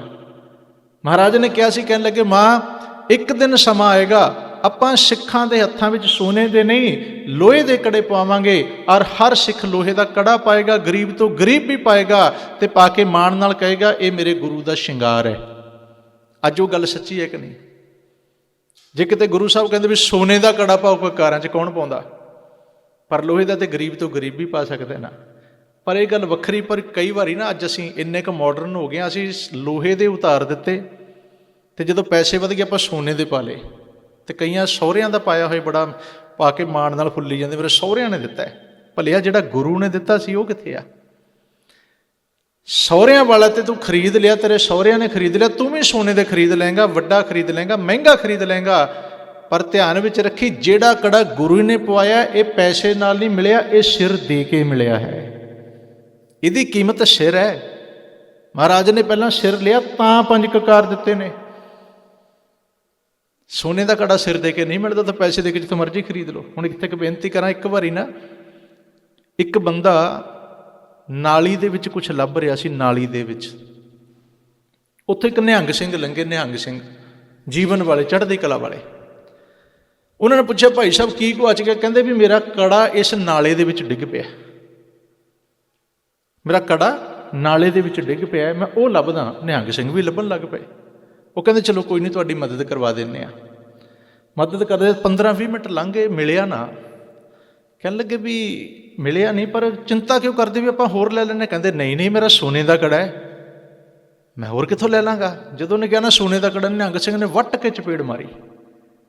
ਕਹਿਣ ਲੱਗਾ, ਮੂਰਖਾ, ਪਾਗਲ ਹੋ ਗਿਆ, ਸੋਨੇ ਦੇ ਕੜੇ ਪਿੱਛੇ ਤੋਂ ਮੈਨੂੰ ਗੰਦ 'ਚ ਰੋਲ ਦਿੱਤਾ। ਮੈਂ ਸੋਚਿਆ ਗੁਰੂ ਗੋਬਿੰਦ ਸਿੰਘ ਜੀ ਦਾ ਬਖਸ਼ਿਆ ਸਰਬ ਲੋਹ ਦਾ ਕੜਾ ਹੈ, ਇਸ ਲਈ ਮੈਂ ਨਾਲ। ਕਹਿੰਦੇ ਸੋਨੇ ਦਾ ਕੜਾ ਕਿੱਥੋਂ ਔਖਾ, ਪੈਸੇ ਦੇ ਕੇ ਹੋਰ ਖਰੀਦ ਲਈ। ਪਰ ਲੋਹੇ ਦਾ ਕੜਾ ਤੇ ਸਿਰ ਦੇ ਕੇ ਮਿਲਿਆ। ਸਿਰ ਇੱਕੋ ਹੀ ਵਾਰ ਦਿੱਤਾ ਜਾਂਦਾ ਹੈ। ਇਹ ਵੈਲਿਊ ਸੀ ਕਿਸੇ ਟਾਈਮ ਗੁਰੂ ਦੇ ਕਕਾਰਾਂ ਦੀ ਤੇ ਗੁਰੂ ਦੀਆਂ ਦਾਤਾਂ ਦੀ। ਅੱਜ ਆਪਾਂ ਵੇਖੀਏ ਆਪਾਂ ਕਿੱਥੇ ਸਟੈਂਡ ਕਰ ਰਹੇ ਹਾਂ, ਕਿੱਥੇ ਖੜੇ ਹਾਂ। ਬੇਨਤੀ ਕੀਤੀ ਸੀ, ਬਹੁਤੇ ਲੋਕ ਤੇ ਅੱਜ ਕੜਾ ਪਾ ਕੇ ਹੀ ਰਾਜੀ ਨਹੀਂ। ਬਹੁਤੀਆਂ ਨੌਜਵਾਨ ਬੱਚੀਆਂ ਵੀ, ਅੱਜ ਦੇ ਨੌਜਵਾਨ ਬੱਚੇ ਬਹੁਤੇ ਸਾਡੇ ਨਾ, ਕਿਉਂਕਿ ਉਹਨਾਂ ਨੂੰ ਪਤਾ ਵੀ ਕੁਛ ਨਹੀਂ, ਜਾਂ ਅਸੀਂ ਟੁੱਟ ਵੀ ਰਹੇ ਹਾਂ, ਭਟਕ ਵੀ ਰਹੇ ਹਾਂ। ਕੜਾ ਹੱਥ ਵਿੱਚ ਜ਼ਰੂਰ ਪਾਇਆ ਕਰੋ। ਖਾਸ ਤੌਰ 'ਤੇ ਇਹਦੀ ਆਦਤ ਸਾਨੂੰ ਬਚਪਨ ਤੋਂ ਪਾਉਣੀ ਚਾਹੀਦੀ ਹੈ, ਨਿੱਕੇ ਬੱਚਿਆਂ ਨੂੰ। ਪਰ ਮੈਂ ਬੇਨਤੀ ਕੀਤੀ ਸੀ, ਜਦੋਂ ਨਿੱਕਾ ਬੱਚਾ ਰਾਤ ਨੂੰ ਉੱਠ ਕੇ ਡਰਦਾ ਰੋਂਦਾ ਨਾ, ਫਿਰ ਉਹਨੂੰ ਕਹਿ ਜਾਂਦੇ ਹੱਥ ਵਿੱਚ ਲੋਹੇ ਦਾ ਕੜਾ ਪਾ ਦਿਓ। ਜਿਸ ਦਿਨ ਲੋਹੇ ਦਾ ਕੜਾ ਹੱਥ ਵਿੱਚ ਪੈ ਜਾਂਦਾ, ਬੱਚਾ ਕਦੀ ਡਰ ਕੇ ਤਰਬਕਦਾ ਨਹੀਂ, ਡਰ ਕੇ ਨਹੀਂ ਉੱਠਦਾ ਰਾਤ ਨੂੰ, ਉਹਦੇ ਅੰਦਰ ਦਾ ਡਰ ਮਿਟ ਜਾਂਦਾ ਹੈ। ਸਰਬ ਲੋਕ ਹੀ ਰੱਛਿਆ ਹਮਨੇ, ਮਹਾਰਾਜ ਨੇ ਬਚਨ ਕਿਹਾ ਸੀ। ਸਰਬ ਲੋਹ ਦੇ ਕੜੇ ਤਾਂ ਪਵਾਏ। ਦੂਜੀ ਗੱਲ, ਜਿਹਦੇ ਹੱਥ ਵਿੱਚ ਕੜਾ ਹੁੰਦਾ, ਇਹਦਾ ਅਰਥ ਕੋਈ ਵਹਿਮ ਭਰਮ ਪਖੰਡ ਕਰਮਕਾਂਡ ਵਿੱਚ ਨਹੀਂ ਫਸਦਾ, ਉਹ ਮੰਨਦਾ ਹੀ ਨਹੀਂ ਕਿਸੇ ਗੱਲ ਨੂੰ। ਕਿਉਂਕਿ ਕੜੇ ਜਦੋਂ ਪਵਾਏ ਸਨ ਨਾ, ਜਦੋਂ ਪੰਡਤ ਆਏ ਮਹਾਰਾਜ ਕੋਲ, ਕਹਿਣ ਲੱਗੇ ਵੀ ਗੁਰੂ ਘਰ ਦੇ ਉੱਪਰ ਗ੍ਰਹਿ ਚੜ ਗਿਆ, ਅਸੀਂ ਗ੍ਰਹਿ ਟਾਲਣਾ, ਕੀ ਕਰੋ? ਕਹਿੰਦਾ ਸੋਨਾ ਦਾਨ ਦਿਓ। ਮਹਾਰਾਜ ਕਹਿੰਦੇ ਖਿਮਾ ਕਰਿਓ, ਕਹਿੰਦਾ ਲੋਹਾ ਦਿਓ ਜੀ, ਦਾਨ ਦਿਓ। ਮਹਾਰਾਜ ਨੇ ਕਿਹਾ ਇਹਨੂੰ ਲੋਹਾ ਚੁਕਾ ਦਿਓ। ਉਹ ਜਦੋਂ ਪੰਡਤ ਜਾਣ ਲੱਗਿਆ, ਸਿੱਖਾਂ ਨੇ ਘੇਰ ਲਿਆ। ਕਹਿੰਦੇ ਪੰਡਤ ਜੀ, ਸਾਡੇ ਗ੍ਰਹਿ ਤਾਂ ਅਸੀਂ ਆਪ ਹੀ ਤਾਰ ਲੈਣਾ, ਫੜਾਓ ਰੇ। ਸਿੱਖਾਂ ਨੇ ਉਹ ਸਾਰਾ ਲੋਹਾ ਲੈ ਕੇ ਨਾ ਇਕੱਠਾ ਕਰਕੇ ਢਾਲ ਕੇ ਕੜੇ ਬਣਾ ਕੇ ਹੱਥਾਂ 'ਚ ਪਾ ਲਏ। ਪੰਡਤ ਨੇ ਆ ਕੇ ਸ਼ਿਕਾਇਤ ਕੀਤੀ, ਕਹਿਣ ਲੱਗਾ, ਮਹਾਰਾਜ ਜਿਹੜਾ ਤੁਸੀਂ ਲੋਹਾ ਦਿੱਤਾ, ਦਾਨ ਦਿੱਤੀ, ਦਾਲ ਦਿੱਤੇ, ਰਸਦ ਦਿੱਤੀ, ਸਾਰੀ ਮੇਰੇ ਸਿੱਖਾਂ ਨੇ ਖੋਲੀ, ਤੁਹਾਡਿਆਂ ਨੇ ਮੇਰੇ ਤੋਂ। ਮਹਾਰਾਜ ਨੇ ਸਿੱਖਾਂ ਨੂੰ ਬੁਲਾਇਆ। ਕਹਿੰਦੇ ਤੁਸੀਂ? ਕਹਿੰਦੇ ਮਹਾਰਾਜ ਇਹ ਕਹਿੰਦਾ ਸੀ ਵੀ ਗੁਰੂ ਘਰ ਤੇ ਗ੍ਰਹਿ ਹੈ। ਕਹਿੰਦੇ ਅਸੀਂ ਕਿਹਾ ਵੀ ਜਿਹੜਾ ਗੁਰੂ ਤੇ ਗ੍ਰਹਿ ਸੀ ਆਪ ਹੀ ਤਾਰ ਲਾਂਗੇ, ਤੂੰ ਆਪਣਾ ਬਚਾ ਲੈ, ਵੀ ਤੇਰੇ ਤੇ ਕੋਈ ਗ੍ਰਹਿ ਨਾ ਚੜ੍ਹ ਜਾਵੇ। ਸਾਡੇ ਵਾਲਾ ਗ੍ਰਹਿ ਤੇਰੇ ਤੇ ਚੜ੍ਹ ਗਿਆ, ਤੇਰੇ ਤੋਂ ਸੰਭਲਣਾ ਨਹੀਂ। ਸਾਡੇ ਦੁਨੀਆ ਦਾ ਵੀ ਗ੍ਰਹਿ ਜੇ ਅਸੀਂ ਆਪੇ ਨਜਿੱਠ ਲਾਂਗੇ, ਸਾਨੂੰ ਤਾਰਨੇ ਆਉਂਦੇ ਨੇ। ਅਸਲ 'ਚ ਹੈ ਤੇ ਭਰਮ ਹੀ ਸੀ ਨਾ, ਵਹਿਮ। ਸੋਚੋ ਵੀ ਇਹ ਗੱਲ ਕਰ ਸਕਦਾ ਸੀ ਉਸ ਸਮੇਂ ਦੇ ਅੰਦਰ, ਜਦੋਂ ਪੰਡਤ ਦਾ ਕਹਿਆ ਰੱਬ ਦੇ ਕਹੇ ਦੇ ਬਰਾਬਰ ਹੁੰਦਾ ਸੀ। ਜੋ ਪੰਡਿਤ ਪੁਰੋਹਿਤ ਕਹਿੰਦੇ ਸਨ, ਲੋਕੀ ਰੱਬ ਦਾ ਬਚਨ ਕਹਿ ਕੇ ਉਹਨੂੰ ਸੱਤ ਕਰਕੇ ਮੰਨਦੇ ਸਨ, ਉਦੋਂ ਮੱਥਾ ਲਾਉਣਾ। ਅਸਲ 'ਚ ਸਿੱਖ ਗੁਰੂ ਦੀ ਉਹ ਜਿਹੜੀ ਜੁਗਤੀ ਸੀ ਨਾ, ਬਖਸ਼ੀ ਹੋਈ। ਮਹਾਰਾਜ ਨੇ ਵੀ ਇਹ ਸਰ ਭਰਮ ਪਖੰਡ ਕਰਮਕਾਂਡ ਐਬ ਨੇ ਲੋਕਾਂ ਨੂੰ ਡਰਾ ਕੇ ਭਟਕਾ ਕੇ ਸੱਚ ਤੋਂ ਤੋੜ ਕੇ ਤੁਹਾਡਾ ਕੇਵਲ ਆਰਥਿਕ ਸ਼ੋਸ਼ਣ ਕੀਤਾ ਜਾਂਦਾ, ਲੁੱਟਿਆ ਜਾਂਦਾ ਸੀ। ਉਹ ਸਿੱਖਾਂ ਦੇ ਮਨਾਂ 'ਚੋਂ ਡਰ ਨਿਕਲ ਗਿਆ। ਸਿੱਖ ਨਿਰਭਉ ਅਵਸਥਾ 'ਚ ਆ ਗਏ, ਬਾਣੀ ਗੁਰੂ ਹੋ ਗਈ, ਤੇ ਡਰ ਭੈ ਭਰਮ ਸੰਸਾਰ ਰਿਹਾ ਕੋਈ ਨਹੀਂ। ਤੇ ਕਹਿਣ ਲੱਗੇ ਵੀ ਇਹ ਕੋਈ ਗੱਲ ਨਹੀਂ, ਇਹ ਸਾਰਾ ਭਰਮ ਹੀ ਤੂੰ ਫੜਾ, ਅਸੀਂ ਆਪਣੇ ਘਰੇ ਆਪ ਹੀ ਟਾਲ ਦੇਣੇ। ਉਦੋਂ ਸਿੱਖਾਂ ਨੇ ਉਸ ਲੋਹੇ ਦੇ ਕੜੇ ਬਣਾ ਕੇ ਹੱਥਾਂ 'ਚ ਪਾ ਲਏ। ਫਿਰ ਮਹਾਰਾਜ ਨੇ ਕਿਹਾ ਸੀ ਜਿਹਦੇ ਹੱਥ ਵਿੱਚ ਕੜਾ ਹੋਏਗਾ, ਸਪਸ਼ਟ ਆ ਵੀ ਅੱਜ ਤੋਂ ਬਾਅਦ ਕੋਈ ਵਹਿਮ ਭਰਮ ਮਨੌਤ ਪਖੰਡ ਕਰਮਕਾਂਡ ਨਹੀਂ ਮੰਨੇਗਾ, ਨਹੀਂ ਕਰੇਗਾ, ਨਾ ਇਹਨਾਂ 'ਚ ਫਸੇਗਾ। ਹੁਣ ਇੱਕ ਬੇਨਤੀ ਕਰਦੇ ਹਾਂ, ਜੇ ਕੜੇ ਹੱਥ ਵਿੱਚ ਪਾਏ ਆ ਨਾ, ਫਿਰ ਇਹਦੀ ਲਾਜ ਵੀ ਰੱਖਿਆ ਕਰੋ। ਇਹ ਨਾ ਹੋਵੇ ਕੜੇ ਪਾ ਕੇ ਵੀ ਅਸੀਂ ਉਹੀ ਹੱਥ ਅਸੀਂ ਪੰਡਤਾਂ ਨੂੰ ਦਿਖਾਈ ਜਾਂਦੇ। ਪੰਡਤ ਜੀ ਦੇਖਿਓ, ਜੋਤਸ਼ੀ ਜੀ ਮੇਰਾ ਹੱਥ ਦੇਖੋ, ਉੱਧਰੋਂ ਕੜਾ ਪਾਇਆ ਹੁੰਦਾ, ਹੱਦ ਹੋ ਗਈ ਹੈ। ਤੁਸੀਂ ਮਾਣ ਕਰੋ ਵੀ ਜਦੋਂ ਪੰਡਤਾਂ ਨੂੰ ਵਿਪਤਾ ਪਈ ਨਾ, ਭਾਰਤ ਦੇ ਪੰਡਤਾਂ ਨੂੰ ਵਿਪਤਾ ਪਈ, ਪੂਰਾ ਹਿੰਦੁਸਤਾਨ ਗੁਰੂ ਘਰ ਦੇ ਵਿੱਚ ਆਇਆ, ਮਹਾਰਾਜ ਸਾਡੇ ਤੇ ਵਿਪਤਾ ਪੈ ਗਈ, ਸਾਨੂੰ ਬਚਾਓ, ਸਾਡੀ ਰੱਖਿਆ ਕਰੋ, ਸਾਡਾ ਉਪਾਅ ਕਰੋ। ਗੁਰੂ ਤੇਗ ਬਹਾਦਰ ਜੀ ਨੇ ਫਿਰ ਉਹਨਾਂ ਦੀ ਰੱਖਿਆ ਕੀਤੀ, ਉਪਾਅ ਕੀਤਾ। ਤੇ ਸਿੱਖਾਂ 'ਚ ਤੇਰੇ ਤੇ ਕੋਈ ਵਿਪਤਾ ਪੈਂਦੀ ਹੈ, ਤੇਰੇ ਤੇ ਕੋਈ ਕਠਿਨਾਈ ਆਉਂਦੀ ਹੈ, ਤੂੰ ਪੰਡਤਾਂ ਕੋਲ ਜਾਂਦਾ, ਪੰਡਤ ਜੀ ਮੇਰਾ ਉਪਾਅ ਕਰੋ। ਆਖੋ ਸਤਿਨਾਮ ਸ਼੍ਰੀ ਵਾਹਿਗੁਰੂ। ਸਾਨੂੰ ਕੌਣ ਸਿਆਣਾ ਕਹੂਗਾ ਵੀ ਜਿਨ੍ਹਾਂ ਤੇ ਆਪ ਵਿਪਤਾ ਪੈਂਦੀ ਸੀ ਉਹ ਤਾਂ ਤੁਹਾਡੇ ਕੋਲ ਆਉਂਦੇ ਸਨ। ਤੁਹਾਡੇ ਤੇ ਵਿਪਤਾ ਪੈ ਗਈ, ਤੁਸੀਂ ਆਪਣੇ ਵੱਡੇ ਘਰ ਨੂੰ ਛੱਡ ਕੇ ਤੁਸੀਂ ਉਹਨਾਂ ਕੋਲ ਜਾਂਦੇ ਹੋ। ਹੱਦ ਹੋ ਗਈ ਹੈ। ਇੱਥੋਂ ਪਤਾ ਲੱਗਦਾ ਹੈ ਅਸੀਂ ਅਗਿਆਨੀ ਹੋ ਗਏ ਹਾਂ, ਬਾਣੀ ਤੋਂ ਟੁੱਟ ਚੁੱਕੇ ਹਾਂ, ਆਪਾਂ ਗੁਰੂ ਤੋਂ ਟੁੱਟ ਚੁੱਕੇ ਹਾਂ ਸਿਧਾਂਤਕ ਤੌਰ ਤੇ। ਸਿਧਾਂਤ ਨੂੰ ਨਹੀਂ ਛੱਡੀਦਾ ਹੁੰਦਾ, ਬਾਣੀ ਤੇ ਬਚਨਾਂ ਨੂੰ ਨਹੀਂ ਤਿਆਗੀਦਾ ਹੁੰਦਾ। ਇਹ ਬਹੁਤ ਜ਼ਰੂਰੀ ਹੁੰਦਾ। ਇਹਨੂੰ ਕਹਿੰਦੇ ਨੇ ਜੜ। ਜੇ ਜੜ ਤੋਂ ਟੁੱਟਾਂਗੇ ਫਿਰ ਆਪਾਂ ਅੱਜ ਗਏ ਤੇ ਕੱਲ੍ਹ ਗਏ, ਫਿਰ ਕੋਈ ਬਹੁਤਾ ਲੰਮਾ ਸਮਾਂ ਨਹੀਂ ਚੱਲਦਾ। ਤਾਂ ਗੁਰੂ ਸਾਹਿਬ ਕਿਰਪਾ ਕਰਦੇ ਨੇ, ਕਹਿੰਦੇ ਕੰਚਨ ਲੋਹੋ ਸਮਾਨ, ਕਹਿੰਦੇ ਤੂੰ ਲੋਹੇ ਨੂੰ ਛੱਡ, ਤੇਰੇ ਵਾਸਤੇ ਸੋਨਾ ਵੀ ਲੋਹਾ ਹੀ ਹੋਵੇ। ਭਾਵ ਸੋਨੇ ਦੀ ਚਿੰਤਾ ਨਹੀਂ ਪਾਲਣੀ, ਸੋਨੇ ਦਾ ਲਾਲਚ ਵੀ ਨਹੀਂ ਕਰਨਾ। 10ਵੇਂ ਪਾਤਸ਼ਾਹ ਨੇ ਅੱਗੇ ਚੱਲ ਕੇ ਇੱਕ ਕਿਰਪਾ ਹੋਰ ਕੀਤੀ। ਉਹਨਾਂ ਨੇ ਸੋਨੇ, ਜਦੋਂ ਤੀਰ ਸੀ ਨਾ, ਤੀਰ ਮਹਾਰਾਜ ਨੇ ਲੋਹੇ ਦੇ ਤੀਰ, ਉਹਨਾਂ ਦੀ ਨੋਕ ਤੇ ਸੋਨਾ ਲਾ ਕੇ ਮਾਰਿਆ। ਗੁਰੂ ਸਾਹਿਬ ਦੇ ਤੀਰਾਂ ਨੂੰ ਸੋਨਾ ਲੱਗਾ ਹੁੰਦਾ ਸੀ। ਪੁੱਛਿਆ ਮਹਾਰਾਜ ਇਹ ਕਿਉਂ? ਕਹਿੰਦੇ ਵੀ ਜਿਹਨੂੰ ਵੀ ਵੱਜੇਗਾ ਨਾ, ਉਹ ਮੇਰਾ ਕੋਈ ਦੁਸ਼ਮਣ ਤੇ ਹੈ ਨਹੀਂ, ਦੁਸ਼ਮਣ ਨਹੀਂ ਨਾ ਕੋਈ, ਸਾਡਾ ਨਿੱਜੀ ਦੁਸ਼ਮਣੀ ਤੇ ਨਹੀਂ ਨਾ, ਕੋਈ ਜ਼ਮੀਨ ਜਾਇਦਾਦ ਦੇ ਝਗੜੇ 'ਚ ਆਇਆ ਹੋਵੇ, ਉਹ ਆਪਣੇ ਮਾਲਕ ਦੀ ਡਿਊਟੀ ਕਰ ਰਿਹਾ, ਉਹਦੀ ਰੋਜ਼ੀ ਰੋਟੀ ਚੱਲਦੀ, ਉਹਨੂੰ ਤਨਖਾਹ ਮਿਲ ਰਹੀ, ਉਹ ਤਨਖਾਹਦਾਰ ਆਪਣਾ ਫਰਜ਼ ਨਿਭਾ ਰਿਹਾ ਹੈ। ਜੇ ਮਾਰਿਆ ਜਾਏ ਇਸ ਸੋਨੇ ਨਾਲ, ਉਹਦੇ ਪਰਿਵਾਰ ਦਾ ਗੁਜ਼ਾਰਾ ਹੋ ਸਕੇ, ਜ਼ਖਮੀ ਹੋ ਜਾਏ ਇਹਦੇ ਨਾਲ ਇਲਾਜ ਹੋ ਸਕੇ। ਦੁਸ਼ਮਣਾਂ ਦਾ ਵੀ ਭਲਾ ਸੋਚਣਾ ਸੋਨੇ ਦੇ ਨਾਲ, ਇਹ ਗੁਰੂ ਗੋਬਿੰਦ ਸਿੰਘ ਜੀ ਦੇ ਹਿੱਸੇ ਆਇਆ। ਇਹ ਸਿੱਖਿਆ ਸਾਡੇ ਗੁਰੂ ਸਾਹਿਬ ਨੇ ਦਿੱਤੀ। ਆਪਾਂ ਇੰਨੇ ਅਮੀਰ ਹਾਂ ਵਿਰਸੇ ਦੇ ਤੌਰ 'ਤੇ, ਇੰਨਾ ਅਮੀਰ ਵਿਰਸਾ ਨਹੀਂ ਹੈ ਕਿਸੇ ਦਾ। ਇੱਥੇ ਤਾਂ ਸੋਨੇ ਪਿੱਛੇ ਲੜਾਈਆਂ ਹੋ ਜਾਂਦੀਆਂ, ਤੋਲੇ ਤੋਲੇ ਪਿੱਛੇ ਘਰਾਂ ਦੇ ਵਿੱਚ, ਦਰਾਣੀਆਂ ਜਠਾਣੀਆਂ 'ਚ, ਖਾਸ ਤੌਰ 'ਤੇ ਨਣਦਾਂ ਭਾਬੀਆਂ 'ਚ ਬਹੁਤ ਲੜਾਈਆਂ ਹੋ ਜਾਂਦੀਆਂ ਸੋਨੇ ਦੇ ਪਿੱਛੇ ਹੀ। ਪਰ ਜਿਹਨੇ ਸੋਨਾ ਮਿੱਟੀ ਮੰਨ ਲਿਆ, ਸੋਨਾ ਲੋਹਾ ਮੰਨ ਲਿਆ, ਉਹ ਪਰਵਾਹ ਨਹੀਂ ਕਰਦਾ। ਉਹ ਕਹਿੰਦਾ ਚਾਹੀਦਾ ਹੀ ਨਹੀਂ, ਸੋਨਾ ਮਿੱਟੀ ਬਣ ਜਾਂਦਾ। ਗੁਰੂ ਕਿਰਪਾ ਕਰਨ, ਕਹਿੰਦੇ ਕੰਚਨ ਲੋਹ ਸਮਾਨ, ਜਿਹਨੇ ਆਹ ਜੁਗਤੀ ਜਾਣ ਲਈ, ਕਹੋ ਨਾਨਕ ਸੁਨ ਰੇ ਮਨਾ, ਮੁਕਤ ਤਾਹੇ ਤੈ ਜਾਨ। ਸਮਝ ਲਓ ਸਾਰੀ ਬੰਧਨਾਂ ਤੋਂ ਮੁਕਤ ਹੋ ਗਿਆ ਹੈ। ਉਹਨੂੰ ਅਸਲ ਵਿੱਚ ਆਹ ਮੁਕਤੀ ਹੈ ਆਪਣੀ। ਅਸੀਂ ਇਹ ਬੰਧਨਾਂ ਤੋਂ, ਅਵਗੁਣਾਂ ਤੋਂ, ਇਹਨਾਂ ਝਮੇਲਿਆਂ ਤੋਂ ਮੁਕਤ ਹੋਣਾ ਹੈ। ਅਗਲਾ ਸ਼ਲੋਕ ਹੈ ਜੀ 15ਵਾਂ। ਹਰਖ ਸੋਗ ਜਾ ਕੈ ਨਹੀਂ, ਬੈਰੀ ਮੀਤ ਸਮਾਨ, ਕਹੋ ਨਾਨਕ ਸੁਨ ਰੇ ਮਨਾ, ਮੁਕਤ ਤਾਹੇ ਤੈ ਜਾਨ। ਇੱਕ ਮੁਕਤੀ ਦੀ ਨਿਸ਼ਾਨੀ ਹੋਰ ਹੈ। ਹਰਖ ਸੋਗ ਜਾ ਕੇ ਨਹੀਂ, ਜਿਸ ਦੇ ਅੰਦਰ, ਜਿਸ ਦੇ ਮਨ ਦੇ ਅੰਦਰ ਖੁਸ਼ੀ ਤੇ ਗਮੀ ਦਾ ਕੋਈ ਪ੍ਰਭਾਵ ਨਹੀਂ। ਹਰਖ ਕਹਿੰਦੇ ਨੇ ਖੁਸ਼ੀ ਨੂੰ, ਸੋਗ ਦਾ ਅਰਥ ਹੁੰਦਾ ਗਮੀ। ਕਹਿੰਦੇ ਜਿੱਥੇ ਖੁਸ਼ੀ ਤੇ ਗਮੀ ਵੀ ਇੱਕ ਬਰਾਬਰ ਹੈ। ਬੈਰੀ ਮੀਤ ਸਮਾਨ, ਦੋਸਤ ਤੇ ਮਿੱਤਰ ਵੀ ਬਰਾਬਰ ਨੇ। ਬੈਰੀ ਦੁਸ਼ਮਣ, ਦੁਸ਼ਮਣ ਤੇ ਮਿੱਤਰ ਵੀ ਇੱਕ ਬਰਾਬਰ ਮੰਨੇ ਜਾਣ। ਇਹਦਾ ਅਰਥ ਇਹ ਹੈ ਵੀ ਜਿਹੜਾ ਸਾਧੂ ਹੁੰਦਾ ਨਾ, ਰੱਬ ਦਾ ਪਿਆਰਾ ਧਰਮੀ ਬੰਦਾ, ਉਹ ਅਸਲ 'ਚ ਸਾਡੇ ਵਾਂਗੂ ਨਾ ਤੇ ਦੋਸਤ ਬਣਾਉਂਦਾ, ਨਾ ਕਿਸੇ ਨੂੰ ਦੁਸ਼ਮਣ ਬਣਾਉਂਦਾ। ਜਿਵੇਂ ਆਪਣਾ ਹੁੰਦਾ ਨਾ ਵੀ ਆਪਣਾ ਬਚਪਨ ਵਿੱਚ ਸਾਡੇ ਕਈ ਦੋਸਤ, ਜਵਾਨੀ 'ਚ ਦੋਸਤ ਵੱਖਰੇ, ਜਵਾਨੀ 'ਚ 100 ਦੋਸਤ, ਫਿਰ ਪਤਾ ਲੱਗਿਆ ਵੀ 100 'ਚੋਂ 90 ਤੇ ਖਤਮ ਵੀ ਹੋ ਗਏ। ਅੱਧੇ ਕੁ ਬੇਈਮਾਨ ਨਿਕਲ ਗਏ, ਅੱਧੇ ਕੁ ਵਿਚਾਰੇ ਮਜਬੂਰੀਆਂ ਦੇ ਮਾਰੇ ਛੱਡ ਗਏ, ਅੱਧੇ ਕਿਵੇਂ ਪਿੱਛੇ 5-7 ਹੀ ਬਚੇ ਨੇ।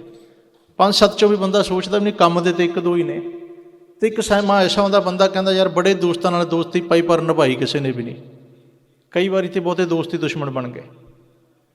ਮਹਾਰਾਜ ਕਹਿੰਦੇ ਵੀ ਇਸ ਤਰ੍ਹਾਂ ਦੀ ਦੋਸਤੀ ਧਰਮੀ ਪੁਰਖ ਦੀ ਨਹੀਂ ਹੁੰਦੀ।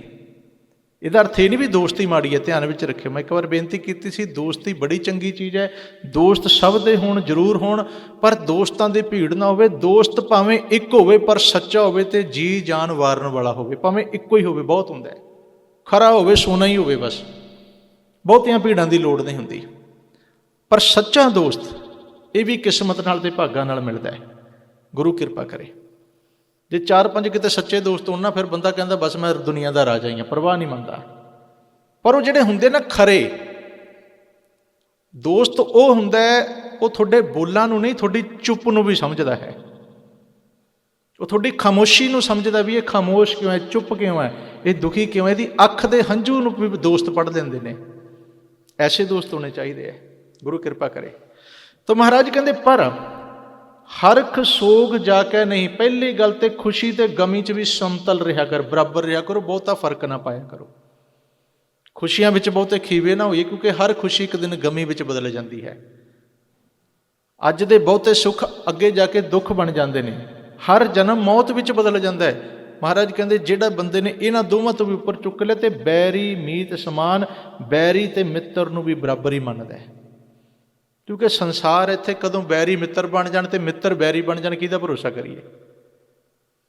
ਗੁਰੂ ਸਾਹਿਬ ਨੇ ਕਰਕੇ ਵਿਖਾਇਆ। ਜਹਾਂਗੀਰ ਗੁਰੂ ਘਰ ਦਾ ਸਭ ਤੋਂ ਪਹਿਲਾ ਤੇ ਵੱਡਾ ਵੈਰੀ ਹੈ। ਕਿਉਂ? ਉਹਨੇ ਗੁਰੂ ਅਰਜਨ ਦੇਵ ਜੀ ਨੂੰ ਸ਼ਹੀਦ ਕੀਤਾ। ਹੁਣ ਸੋਚ ਕੇ ਦੇਖੋ ਵੀ ਜਿਹਨੇ ਸਾਡੇ ਪਿਓ ਦਾ ਕਤਲ ਕੀਤਾ ਹੋਵੇ, ਕਤਲ, ਲੜਾਈ ਨਹੀਂ, ਕਤਲ, ਕੀ ਆਪਾਂ ਉਹਦੇ ਨਾਲ ਬੈਠ ਕੇ ਚਾਹ ਦਾ ਪਿਆਲਾ, ਪ੍ਰਸ਼ਾਦਾ ਪਾਣੀ ਸਾਂਝਾ ਕਰ ਸਕਦੇ ਹਾਂ? ਬੈਠਕ ਸਾਂਝੀ ਕਰਾਂਗੇ, ਮੀਟਿੰਗ ਕਰਾਂਗੇ, ਉਹਦੇ ਨਾਲ ਬੈਠ ਕੇ ਗੱਲਾਂ ਕਰਾਂਗੇ? ਨਾ। ਸਾਡੀ ਦੁਸ਼ਮਣੀ ਪੀੜ੍ਹੀ ਦਰ ਪੀੜ੍ਹੀ ਚੱਲੇਗੀ, ਪੀੜ੍ਹੀ ਦਰ ਪੀੜ੍ਹੀ ਅਸੀਂ ਕਦੀ ਵੀ ਨਹੀਂ ਬਖਸ਼ਾਂਗੇ। ਕਮਾਲ ਕਰ ਦਿੱਤੀ ਗੁਰੂ ਘਰ ਨੇ, ਸਾਧ ਸੰਗਤ। ਗੁਰੂ ਹਰਗੋਬਿੰਦ ਸਾਹਿਬ ਮਹਾਰਾਜ ਜਹਾਂਗੀਰ ਦੇ ਨਾਲ ਆਗਰੇ ਦੇ ਵਿੱਚ ਇਕੱਠੇ ਸ਼ਿਕਾਰ ਖੇਡਦੇ ਨੇ ਤੇ ਇਕੱਠਿਆਂ ਦੇ ਤੰਬੂ ਲੱਗੇ ਹੋਏ ਨੇ। ਆਖੋ ਸਤਨਾਮ ਸ਼੍ਰੀ। ਦੁਨੀਆ ਦੀ ਇੱਕੋ ਐਗਜ਼ਾਮਪਲ ਹੈ, ਉਦਾਹਰਣ ਤੋਂ ਵੱਡੀ ਉਦਾਹਰਣ ਤੁਹਾਨੂੰ ਨਹੀਂ ਮਿਲਣੀ। ਜਹਾਂਗੀਰ ਗੁਰੂ ਹਰਗੋਬਿੰਦ ਸਾਹਿਬ ਦੇ ਪਿਤਾ ਜੀ ਦਾ ਕਾਤਲ ਹੈ ਸੰਸਾਰੀ ਭਾਸ਼ਾ ਵਿੱਚ, ਪਰ ਮਹਾਰਾਜ ਨੇ ਕਿੱਡਾ ਵੱਡਾ ਜਿਗਰਾ ਰੱਖਿਆ। ਉਹਨੂੰ ਜਦੋਂ ਗੱਲ ਹੋਈ ਹੈਗੀ ਵੀ ਜਿਸ ਟਾਈਮ ਉਹ ਜਵਾਨੀ ਵਿੱਚ ਸੀ, ਜੋਸ਼ ਬਹੁਤ ਸੀ, ਹੰਕਾਰ ਬੜਾ ਸੀ, ਕੱਟੜ ਬੜਾ ਸੀ, ਪਰ ਜਦੋਂ ਜੋਸ਼ ਢਲਿਆ, ਅਕਲ ਆਈ ਨਾ, ਅਕਲ ਜਦੋਂ ਸਿਆਣਾ ਹੋਇਆ, ਉਹਨੂੰ ਕੁਛ ਪਤਾ ਲੱਗਿਆ, ਧਰਮ ਦੀ ਅਸਲੀ ਪੜ੍ਹਾਈ ਉਹਨੇ ਜਦੋਂ ਪੜ੍ਹੀ, ਉਹ ਕਹਿੰਦਾ ਬੜਾ ਵੱਡਾ ਪਾਪ ਹੋ ਗਿਆ, ਵੀ ਇਹ ਮੇਰੇ ਤੋਂ ਬੜਾ ਵੱਡਾ ਅਨਰਥ ਹੋਇਆ। ਉਹਨੇ ਗੁਰੂ ਹਰਗੋਬਿੰਦ ਸਾਹਿਬ ਨੂੰ ਫਿਰ ਆਪਣੀ ਭੁੱਲ ਬਖਸ਼ਵਾਈ। ਕਹਿੰਦਾ ਵੀ ਅਨਰਥ ਹੋਇਆ, ਗੁਨਾਹ ਹੋਇਆ, ਮੈਂ ਕਬੂਲ ਕਰਦਾ, ਪਰ ਮੈਨੂੰ ਕਿ ਜੋ ਲੋਕਾਂ ਨੇ ਚੁੱਕ ਚੁੱਕੀ ਉਹਨਾਂ 'ਚ ਇੱਕ ਚੰਦੂ ਵੀ ਸੀ। ਕਹਿੰਦਾ ਵੀ ਅਸਲੀ ਗੁਨਾਹਗਾਰ ਇਹ ਹੈ। ਮਹਾਰਾਜ ਨੇ ਕਿਹਾ ਹਵਾਲੇ ਕਰ, ਉਹਨੇ ਹਵਾਲੇ ਕਰ ਦਿੱਤਾ ਸੀ। ਫਿਰ ਉਹਨੂੰ ਗੁਰਦਿੱਤੇ ਪੜਭੁੰਜੇ ਨੇ, ਜਿਹਨੇ ਗੁਰੂ ਅਰਜਨ ਦੇਵ ਜੀ ਦੇ ਸ਼ੀਸ਼ ਤੇ ਰੇਤ ਪਾਈ ਸੀ ਨਾ, ਗੁਰਦਿੱਤਾ ਪੜਭੁੰਜਾ, ਉਹਨੇ ਫਿਰ ਚੰਦੂ ਨੂੰ ਉਸੇ ਉਹਦੇ ਨਾਲ ਜਿਹਦੇ ਨਾਲ ਰੇਤ ਪਾਈ ਸੀ, ਉਹ ਮਾਰ ਮਾਰ ਕੇ ਉਹਦਾ ਖਾਤਮਾ ਕੀਤਾ ਸੀ। ਗੁਰਦਿੱਤਾ ਵੀ ਵਿਚਾਰਾ ਪਤਾ ਨਹੀਂ ਕਿਹੜੀ ਮਜਬੂਰੀ ਦਾ, ਅਸਲ 'ਚ ਪਰਮੇਸ਼ਰ ਨੇ ਖੇਡ ਵਰਤਾਉਣੀ ਸੀ, ਇਹਨਾਂ ਨੂੰ ਚੁਣ ਲਿਆ, ਪਾਪ ਇਹਨਾਂ ਦੇ ਸਿਰ ਪੈ ਗਿਆ। ਪਰ ਉਹਨੂੰ ਜਦੋਂ ਅਹਿਸਾਸ ਹੋ ਗਿਆ, ਉਹਨੇ ਭੁੱਲ ਬਖਸ਼ਾਈ ਤੇ ਗੁਰੂ ਸਾਹਿਬ ਨੇ ਬਖਸ਼ ਦਿੱਤਾ। ਕਿਉਂਕਿ ਬਖਸ਼, ਕਿਸੇ ਨੂੰ ਬਖਸ਼ ਦੇਣਾ, ਮਾਫ ਕਰਨਾ, ਇਹ ਦੈਵੀ ਗੁਣ ਹੁੰਦਾ ਹੈ, ਇਹ ਆਮ ਬੰਦੇ ਦੇ ਹਿੱਸੇ ਵਿੱਚ ਨਹੀਂ ਹੁੰਦਾ। ਆਪਾਂ ਨਹੀਂ ਬਖਸ਼ ਸਕਦੇ, ਬਹੁਤ ਔਖਾ ਹੈ, ਕਿਤੇ ਭਾਗਾਂ ਵਾਲੀ ਕੋਈ ਰੂਹ ਹੋਵੇ। ਮਹਾਰਾਜ ਨੇ ਕਿਹਾ ਖਿਮਾ ਕਰਨਾ ਰੱਬ ਦੇ ਨੇੜੇ ਹੋਣ ਦਾ ਪ੍ਰਤੀਕ ਹੈ।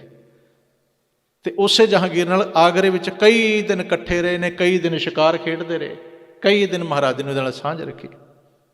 ਜਦੋਂ ਸਮਝ, ਹੁਣ ਉੱਥੇ ਕਿਹਨੂੰ ਬੈਰੀ ਮੰਨੋਗੇ, ਕਿਹਨੂੰ ਮਿੱਤਰ ਮੰਨੋਗੇ, ਦੋਸਤ ਕੌਣ ਹੈ, ਦੁਸ਼ਮਣ ਕੌਣ ਹੈ? ਅਸਲ 'ਚ ਮਹਾਰਾਜ ਕਹਿੰਦੇ ਵੀ ਸੰਸਾਰ ਦੇ ਵਿੱਚ ਇਹ ਚੀਜ਼ਾਂ ਆਮ ਬੰਦੇ ਲਈ ਹੁੰਦੀਆਂ ਨੇ, ਪਰ ਇਹ ਰੱਬ ਦੇ ਪਿਆਰਿਆਂ ਨੇ, ਉਹ ਦੋਨਾਂ ਤੋਂ ਉੱਪਰ ਉੱਠ ਜਾਂਦੇ ਨੇ, ਉਹਨਾਂ ਵਾਸਤੇ ਦੋਨੇ ਇੱਕ ਸਮਾਨ ਹੀ ਨੇ। ਤਾਂ ਮਹਾਰਾਜ ਕਹਿੰਦੇ ਜਿੱਥੇ ਇਹ ਅਵਸਥਾ ਬਣ ਜਾਏ, ਕਹੋ ਨਾਨਕ ਸੁਨ ਰੇ ਮਨਾ ਮੁਕਤ ਤਾਹੇ ਤੈ ਜਾਨ, ਉਹ ਦੁਨੀਆ ਦੇ ਹਰ ਤਰ੍ਹਾਂ ਦੇ ਬੰਧਨ ਤੋਂ, ਐਬ ਤੋਂ, ਵਿਕਾਰ ਤੋਂ ਮੁਕਤ ਹੋ ਜਾਂਦਾ ਹੈ। ਕੋਈ ਪਕੜ ਨਹੀਂ, ਕੋਈ ਜੰਜਾਲ ਨਹੀਂ, ਕੋਈ ਖਿੱਚ ਨਹੀਂ, ਕੋਈ ਮੋਹ ਨਹੀਂ ਹੈ। ਬੰਧਨ ਦਾ ਅਰਥ ਅਸਲ ਵਿੱਚ ਪਕੜ ਹੁੰਦਾ ਹੈ।